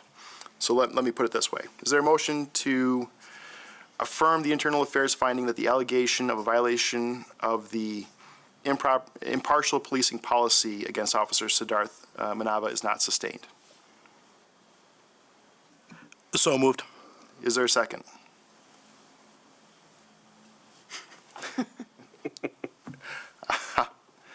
I'll second that. Can I have the copy of the impartial policing policy? I know it's been read to us a couple of times, but I don't have a copy of that in particular. Is that a particular policy that I'm needing to determine on? It's 8-15, 8-15, okay. 15. I just want to have it in front of me when I'm answering. Thank you. It's not going to be in the manual code of conduct. It's a separate, on the website, it's under Patrol Ops General, 8-15, and I'm trying to get it to load. Fine. Thank you.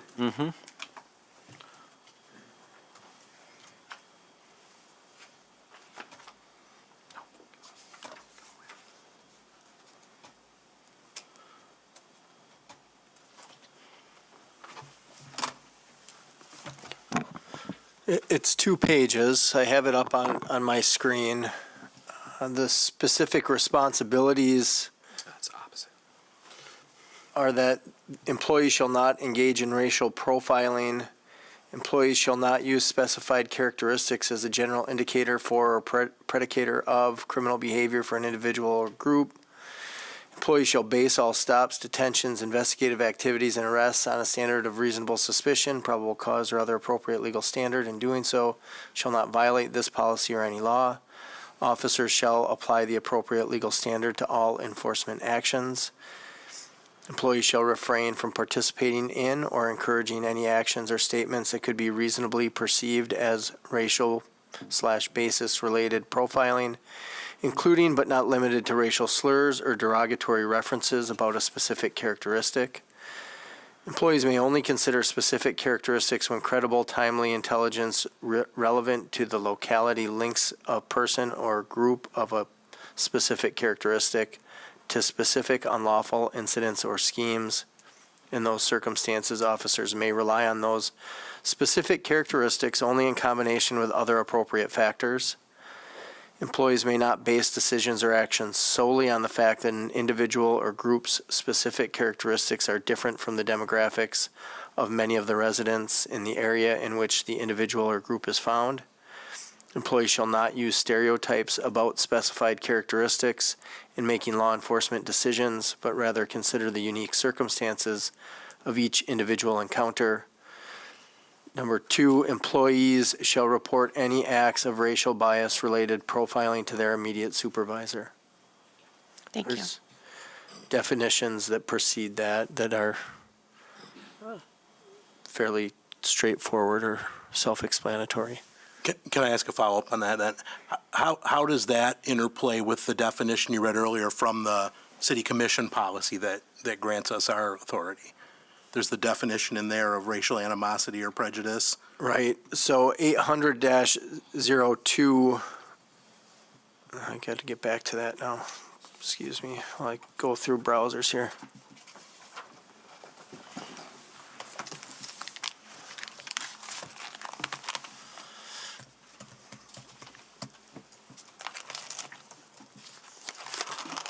It says, for the purposes of this policy, racial animosity or prejudice is evidenced by derogatory conduct or discriminatory behavior that involves expressions of prejudice through words, gestures, or actions directed at an individual based upon the person's race, color, religion, gender, or national origin.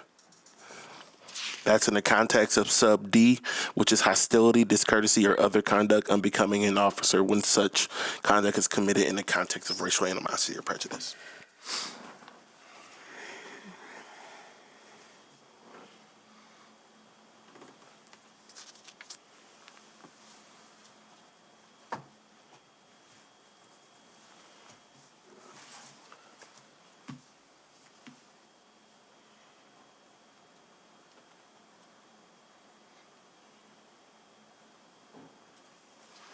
Thank you. Did that answer your question? It did, yeah. I guess just to articulate then why I made the motion and believe that's the correct conclusion here. And I think it goes back in significant part to the definition of not sustained that we talked about earlier. So that this wasn't a finding of unfounded where nothing happened at all. It wasn't a finding of exonerated where everything was done perfectly correctly. But there's a finding that there's a lack of sufficient evidence to prove an allegation of, in this case, racial profiling or racial hostility. And I think reviewing the record, we've seen, hours of video from everyone there and the statements from everyone involved. And I understand why Mr. Byrd was unhappy with the situation he found himself in. He protested that he wasn't doing anything wrong, and other than some minor traffic violations, by everything we can see, that was true. At the same time, I don't see anything in the record that we have to review that the officer's actions were based on racial bias. There was no outward expression of it or anything that you'd reasonably infer that from. And so that's why I come to that conclusion. Yeah, that makes sense to me. It's one of those things like maybe you can never rule it out. Ultimately, you're talking about a person's subjective feelings that aren't articulated, and so it's hard to conclusively say no, it didn't happen. I will say, I don't want to cast aspersions or make suggestions about what the officer was or was not thinking. I certainly haven't seen any indication of any kind of racial or other bias on a protected characteristic by the officer in the materials I reviewed. Yeah, I would, by the documents given to me, but to the board, I would tend to agree with that. I was surprised today that during the testimony that we heard, well, I don't know, testimony, but the comments that we heard from the internal affairs officer, that when you run the plates, which he was doing initially on this stop before he ever approached the vehicle, that returns information about a person's race.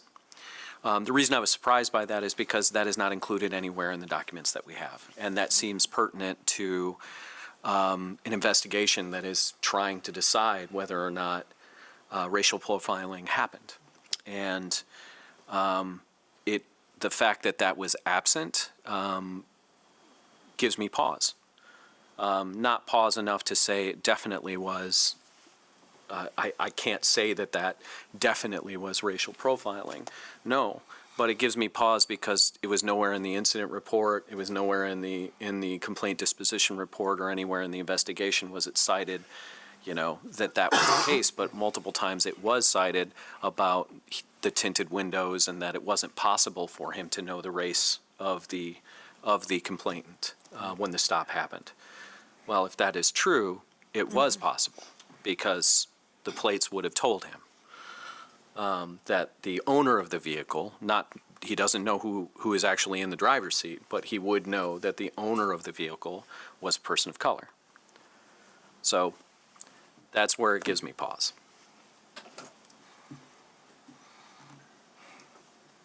Yeah, but then again, the decision to run the plates, when that's made, is before any information about race was provided to the officer, and something caused him to do that. And inherently, that would have to be independent of race or other physical attributes of the person. True. To clarify my view, it wasn't necessarily the stop was because of racial profiling, but could it be something that happened from the rest of it? I can't say that decisively given the context of everything else I see on the video, but having this information now, knowing at the beginning of this stop that was a known, does change my perception of everything that occurred from that point forward. This triggered in my mind another question. I don't know if I missed my chance here to ask the Internal Affairs Officer one more question. Is that still possible at this stage, or is that over?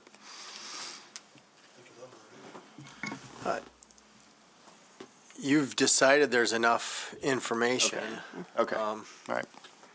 You're the board chair, so I hate to, No, I don't want to. No, that doesn't mean that I don't have a license to do whatever I want. So I appreciate that.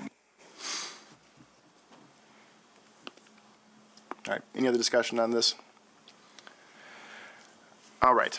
The motion now before the board is whether to affirm the Internal Affairs finding that the allegation of a violation of the impartial policing policy only against Officer Siddharth Manava is not sustained. Take a roll call vote. Russell Olmsted.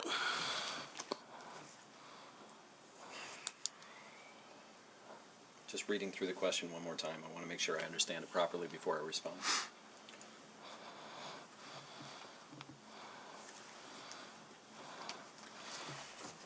Given the distinction of not sustained and instead of unfounded, I will vote yes on this. Jason Osborne. Yes. Dean Pacific. Yes.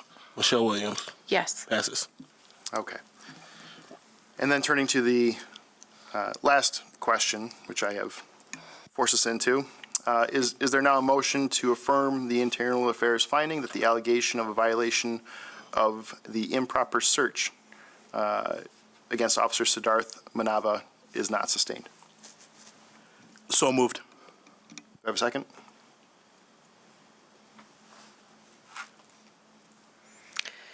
I second. Discussion.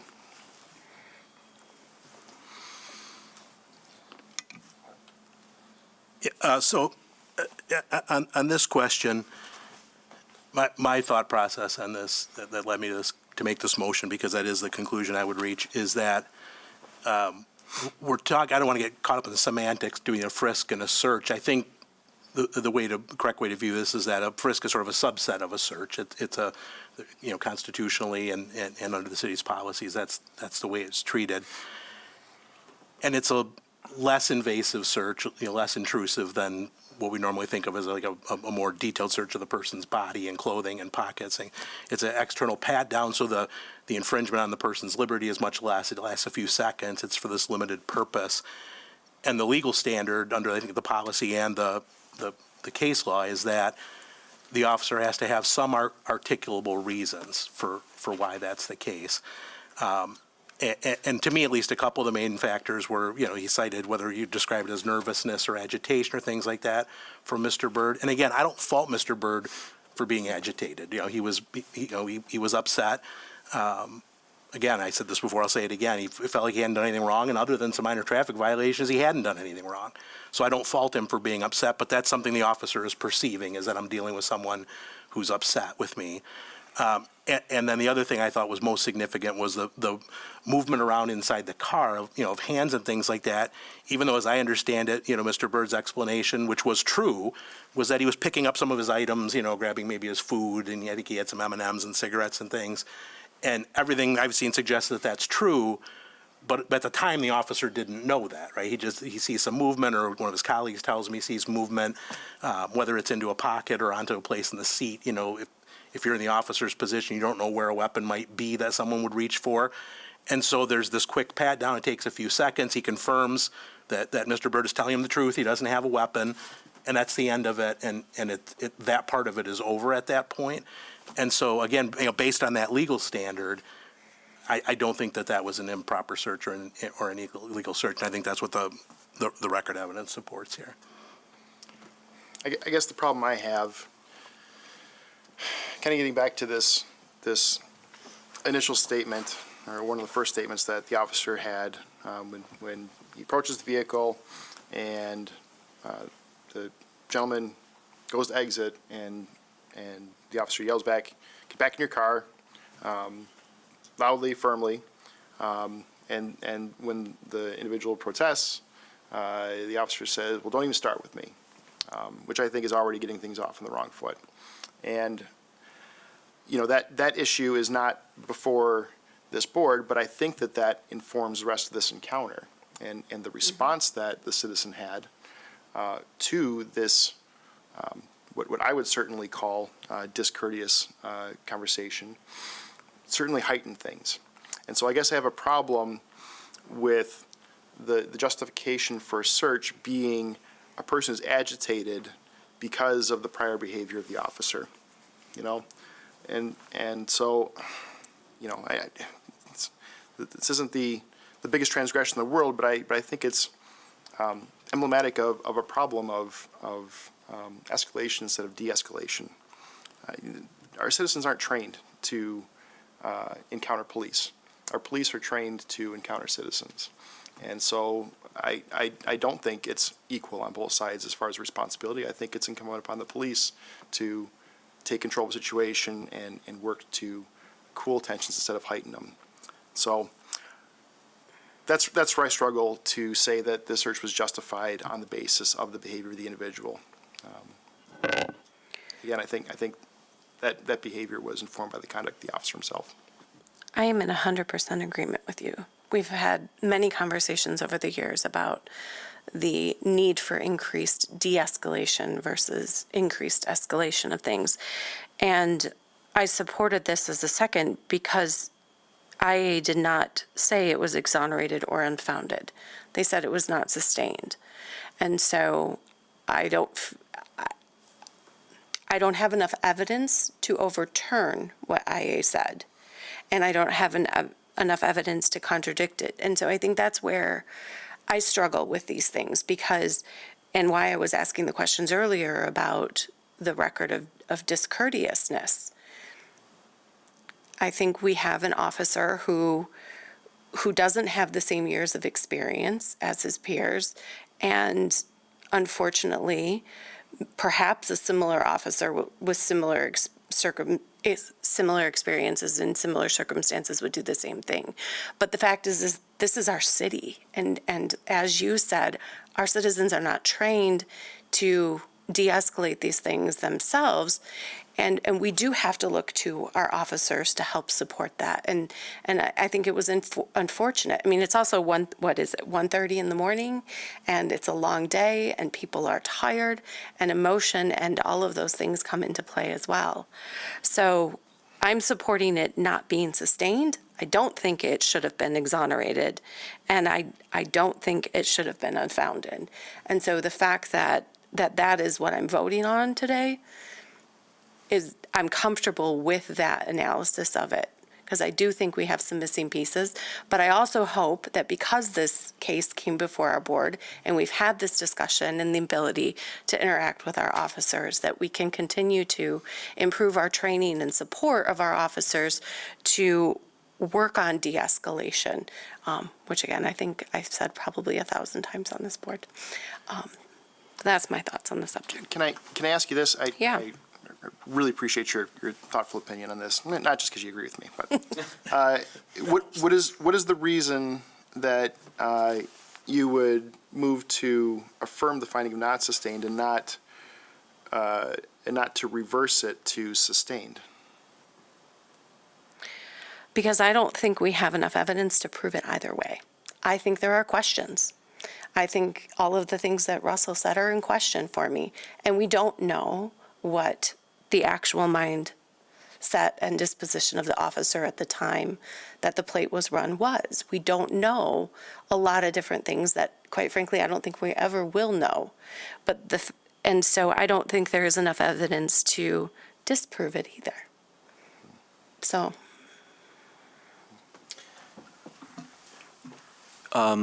Could Phil or OPA please, when we're talking about the standard for proving or not proving for this board, my understanding is that this is a preponderance of evidence, that this is not a beyond reasonable doubt.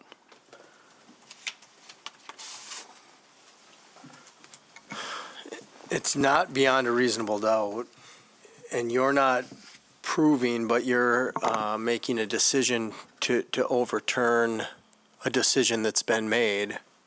And so you need to be able to, if that's the way that this were to go, you'd have to be able to articulate what facts support a decision other than that of the internal affairs, some conclusive, articulable facts that you think are different or in addition to what has been put on the record through the complaint disposition report and through the questioning of the officers today.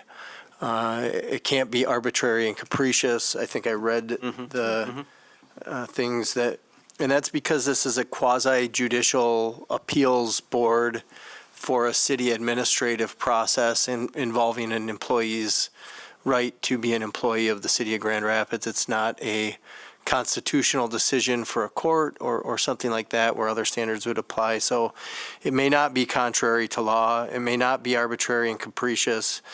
It may not be an abuse of discretion otherwise affected by a substantial material error of law. It must be supported by competent, material, and substantial evidence on the whole record. Mm-hmm. That's the standard. Thank you. And to me, I absolutely agree with what both of you have said regarding de-escalation.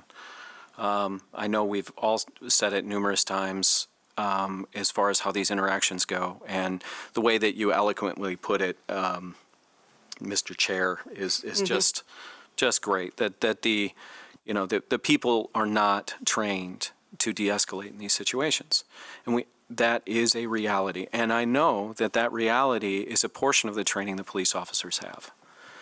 And in my view, officers are trained to be out interacting with community members. They are trained to make these types of stops. And when they are trained to make these types of stops, they are given leave to go out and do that. If they are not doing it in a way that is effective or right, then these standards are there to be able to hold accountable when it's not done right. It's not, in my view, I think it's very important that when there is enough evidence to show, when there is enough preponderance of evidence that make it more likely and not to show something can be sustained rather than not sustained, that we don't, as a board, shy away from that. And there's a lot here of what I've already accounted. There's the fact that the officer never even asked him if he had a weapon. It wasn't even a question that was asked before he decided to pull him out. And that is something that is asked on traffic stops. That is something that is trained to be asked on traffic spots, especially because of concealed carry permits. Wasn't even asked.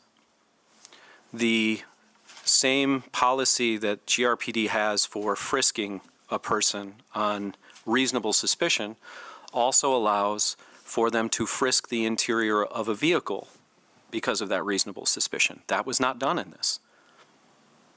Even though the person, one of the reasons given was that the person was reaching around the interior of the vehicle. And that is also a factor for me. That determination was not used, even though there was a fear for it, said to be a fear for it. The amount of information from the taillight that can't be confirmed to the information that does not line up with what is seen on video versus what is in the incident report versus what is in questions asked and answered. It does not seem to me at all that this is enough evidence to rise to the standard, again, to rise to that standard of a reasonable suspicion. Again, I will say there were 2 other officers right there that have gone through this training.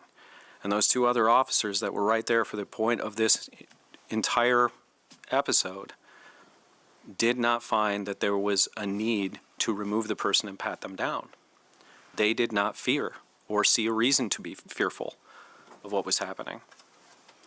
And a person reaching around on the interior of their car to grab their food that they have to get ready to go home, when it's clear that's what is happening in the video, it's clear and it's stated right away. It's not something that was, during the initial interaction, before the door is even closed. He is describing why he was there, why he's parking, what he's doing, and going home. And the escalation from there led it to a situation where I feel that the officer used poor judgment in this and did something that I don't think the preponderance of evidence shows that there's a reasonable suspicion to do.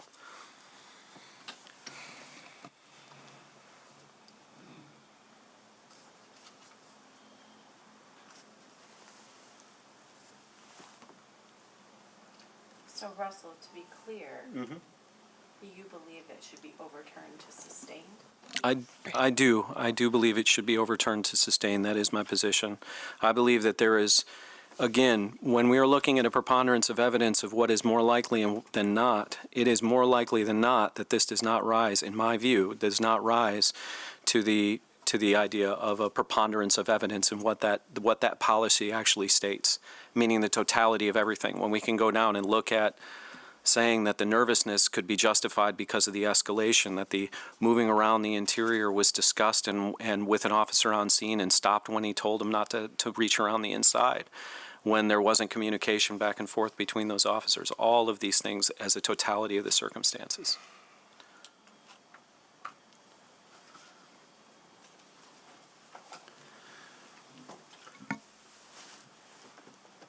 So there's a motion on the table, but what I heard from you, Mr. Olmsted, is that you feel like there is competent material and substantial evidence on the record that supports that this was a unlawful search. Yes. That's your position. I share Mr. Olmsted's concerns about the search for the reasons I've already stated. I think that this was a situation that where the behavior that was used to justify the search was attributed, at least in part, to the investigating officer who then conducted the search. The problem is that the burden for a probable cause standard is just extremely low, and unless I'm going to get corrected by the city attorney, I don't think that behavior by the officer which triggers the behavior which then justifies the search nullifies the justification for the search. Is that fair to say? Could you repeat that? So if the officer's behavior triggers behavior in the subject, and that behavior of the subject then justifies the search, was the officer's original behavior, that doesn't nullify the justification for the search, does it? No, it doesn't in and of itself. I think the officer's conduct can be perhaps a factor in determining the reasonableness Yeah. and the suspicion, but Yeah, well, at the end of the day, I mean, I think it's a fair point to say the other officers didn't express any concerns about the safety, but that alone isn't determinative. You know, different officers can have different opinions based upon their training experience and what they understand to be going on in the moment. Again, to reiterate, I'm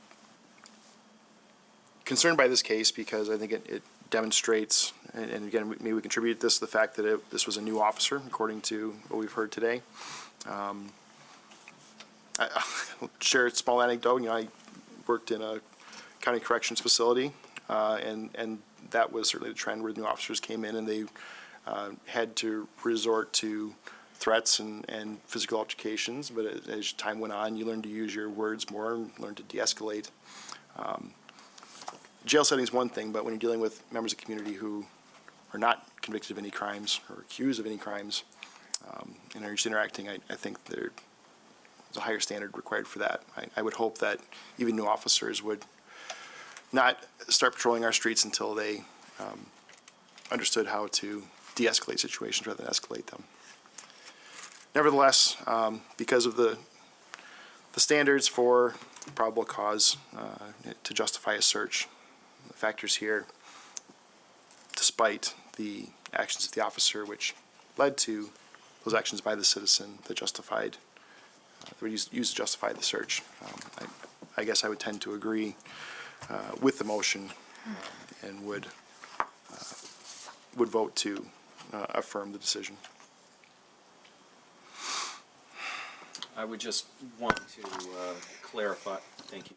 I just want to clarify that the reasonable suspicion for a frisk is not probable cause, that it is a reasonable suspicion, which is different than probable cause. I apologize, if I said That's probable fine, cause, I that's fine. apologize. Reasonable suspicion, obviously, yeah, the legal standard, Which is a lesser standard. Correct. lesser standard, right?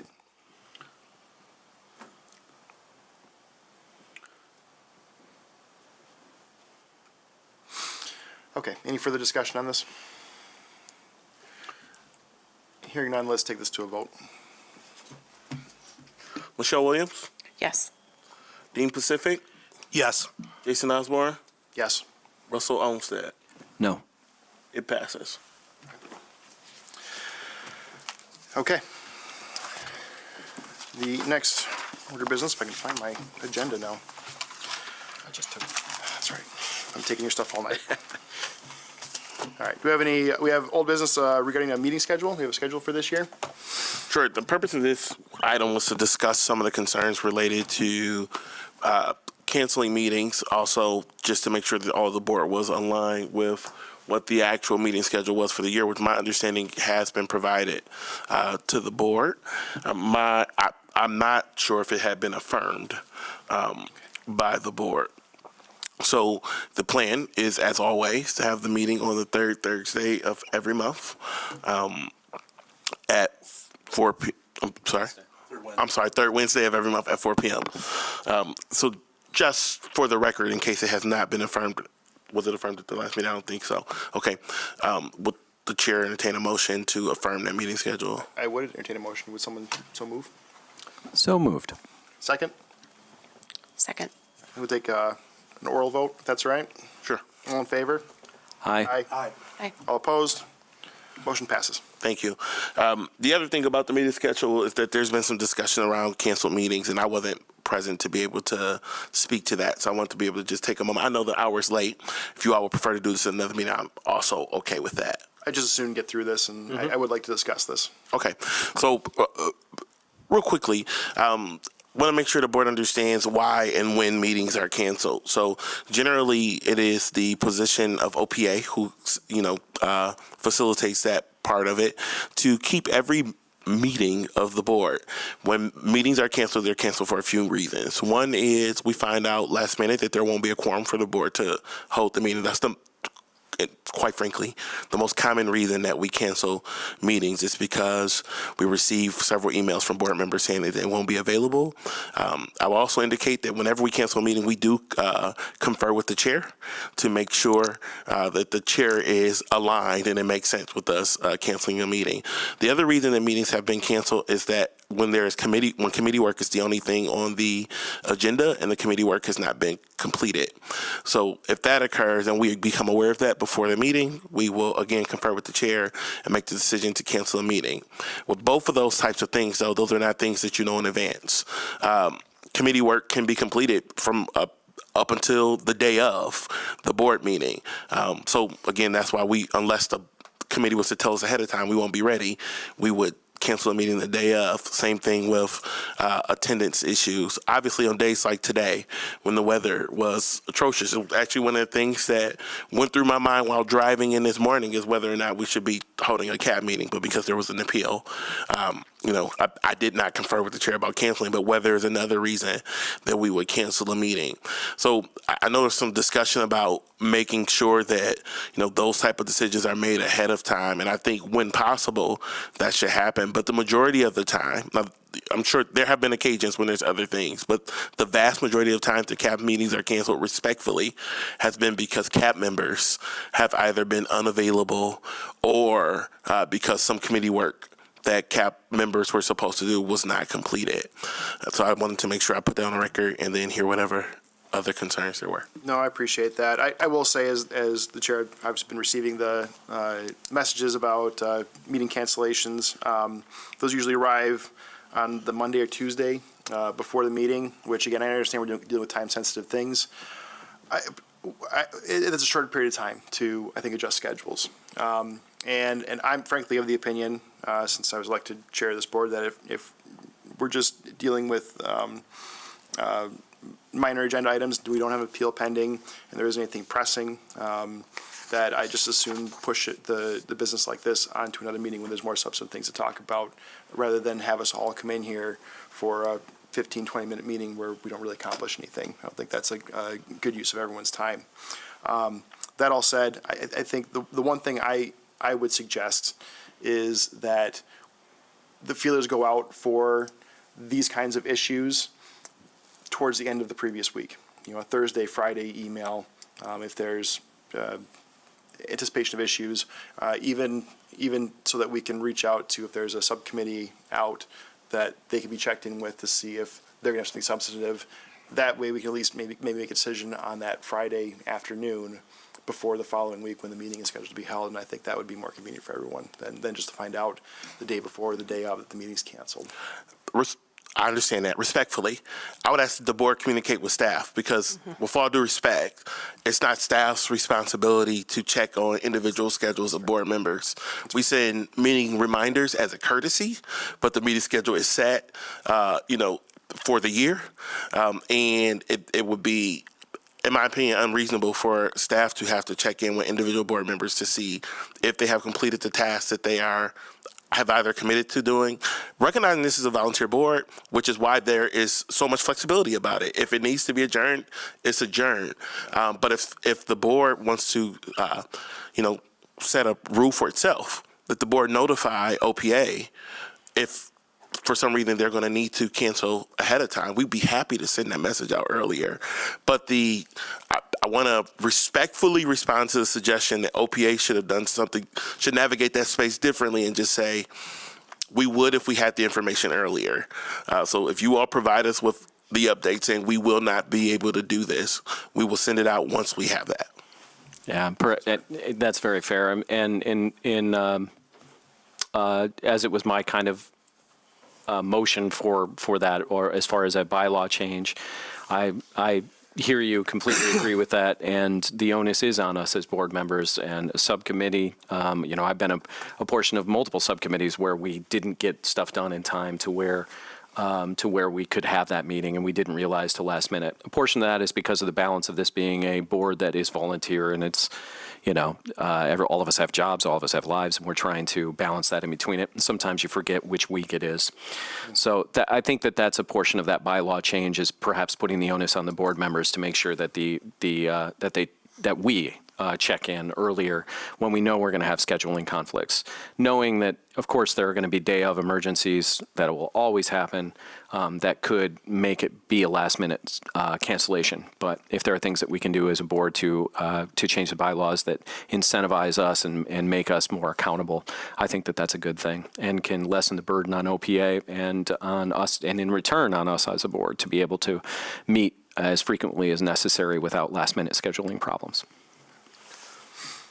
Well, I appreciate that, and I think we can continue to work together to figure it out. Anything else on this topic? Is there any other old business? Not that I'm aware of. Okay. Russell? I don't remember. I'll email. You still have a subcommittee out, right? Yeah, the subcommittee, we'll start emailing and for when we were going to get together. We were waiting to where this appeal was heard. I guess on that note, is there another appeal that is in the docket coming up? Yes, I believe there are other appeals. Okay. All right. Okay, there's no other old business. We'll move on to item 7, open discussion. Any comments? Hearing none, we'll turn this over to the public. Any public comment? Yes, ma'am, please. Sir, I apologize. Come on up to the podium here.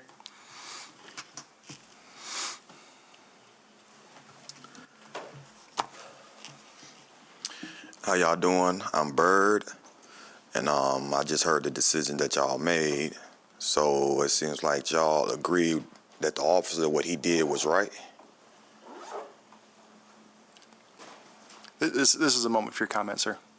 Huh? This is a moment for you to provide commentary to the board. We're, Well, I think I'm just saying. So from what I'm getting, it was agreed that what the officer did to me was right. This board affirmed the decision of the Internal Affairs. Okay, because as I was seeing it for the comments of whatever, because for one, the things that they were saying wasn't right, because he did two different things.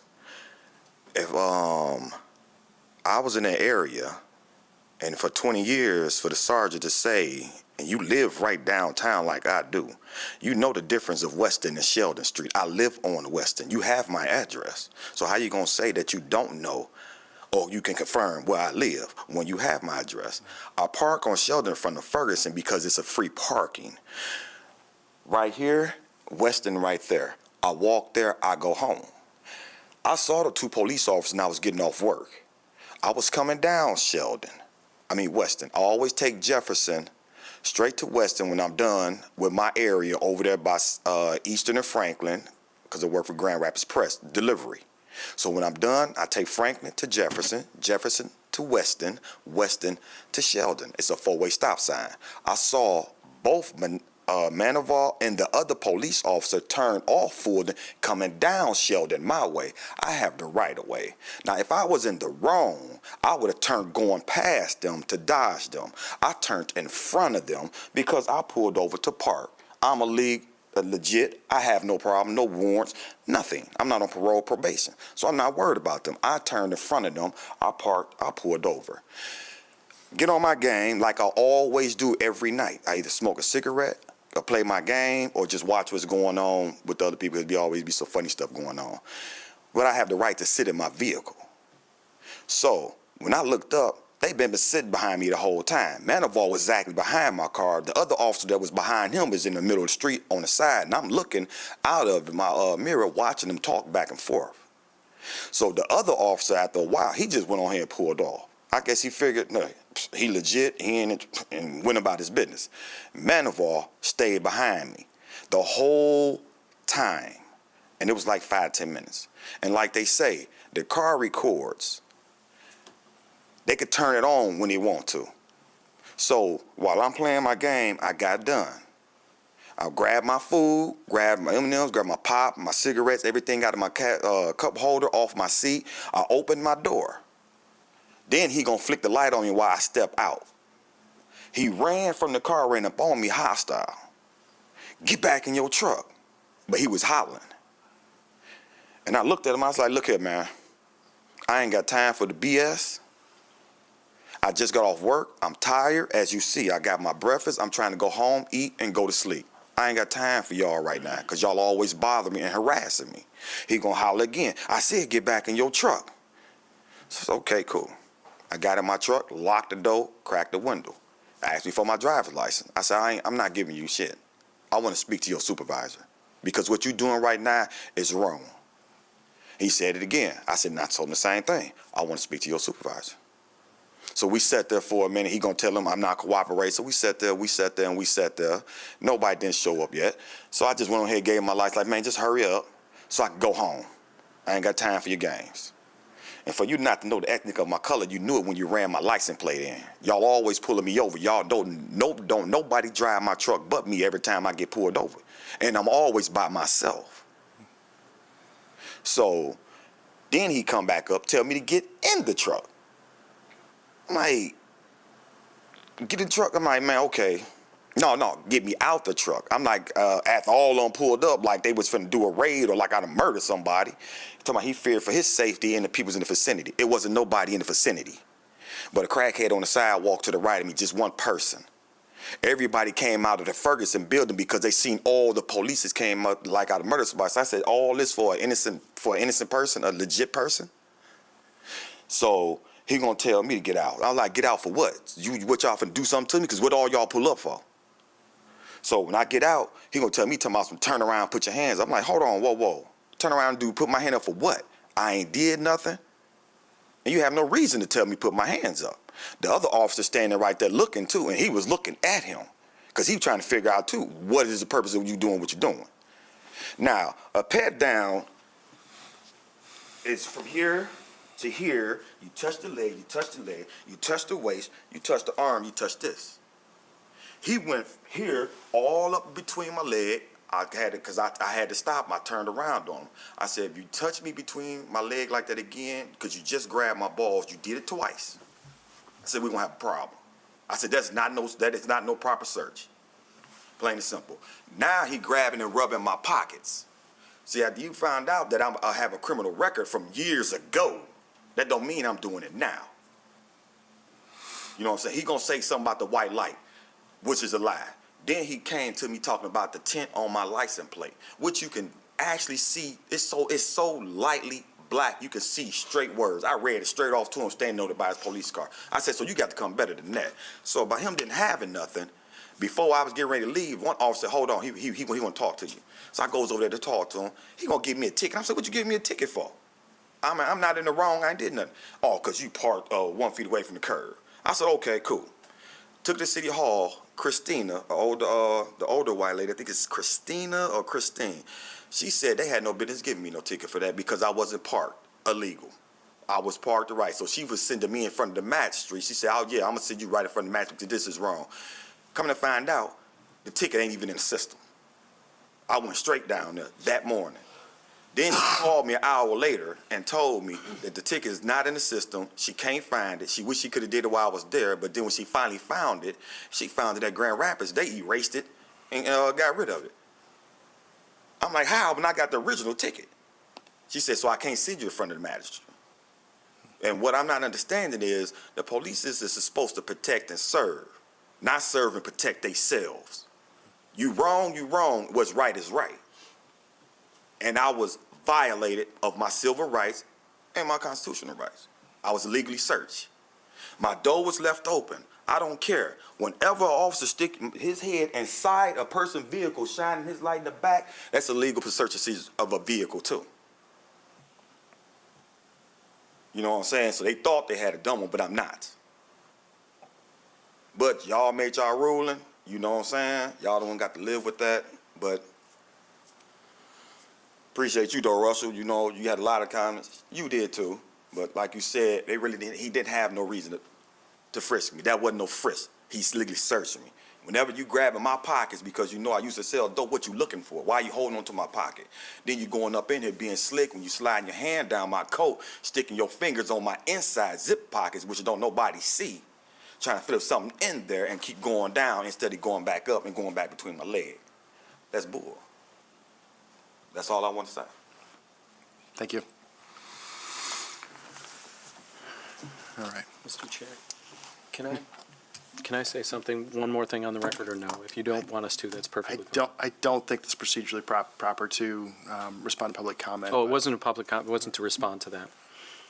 I mean, right now, we're in the public comment section. Okay. At this point, unless someone corrects me, that there is not a procedure for comment from the board at this time. Fair. Okay. All right. That concludes our last agenda item. We are now in adjournment until next month.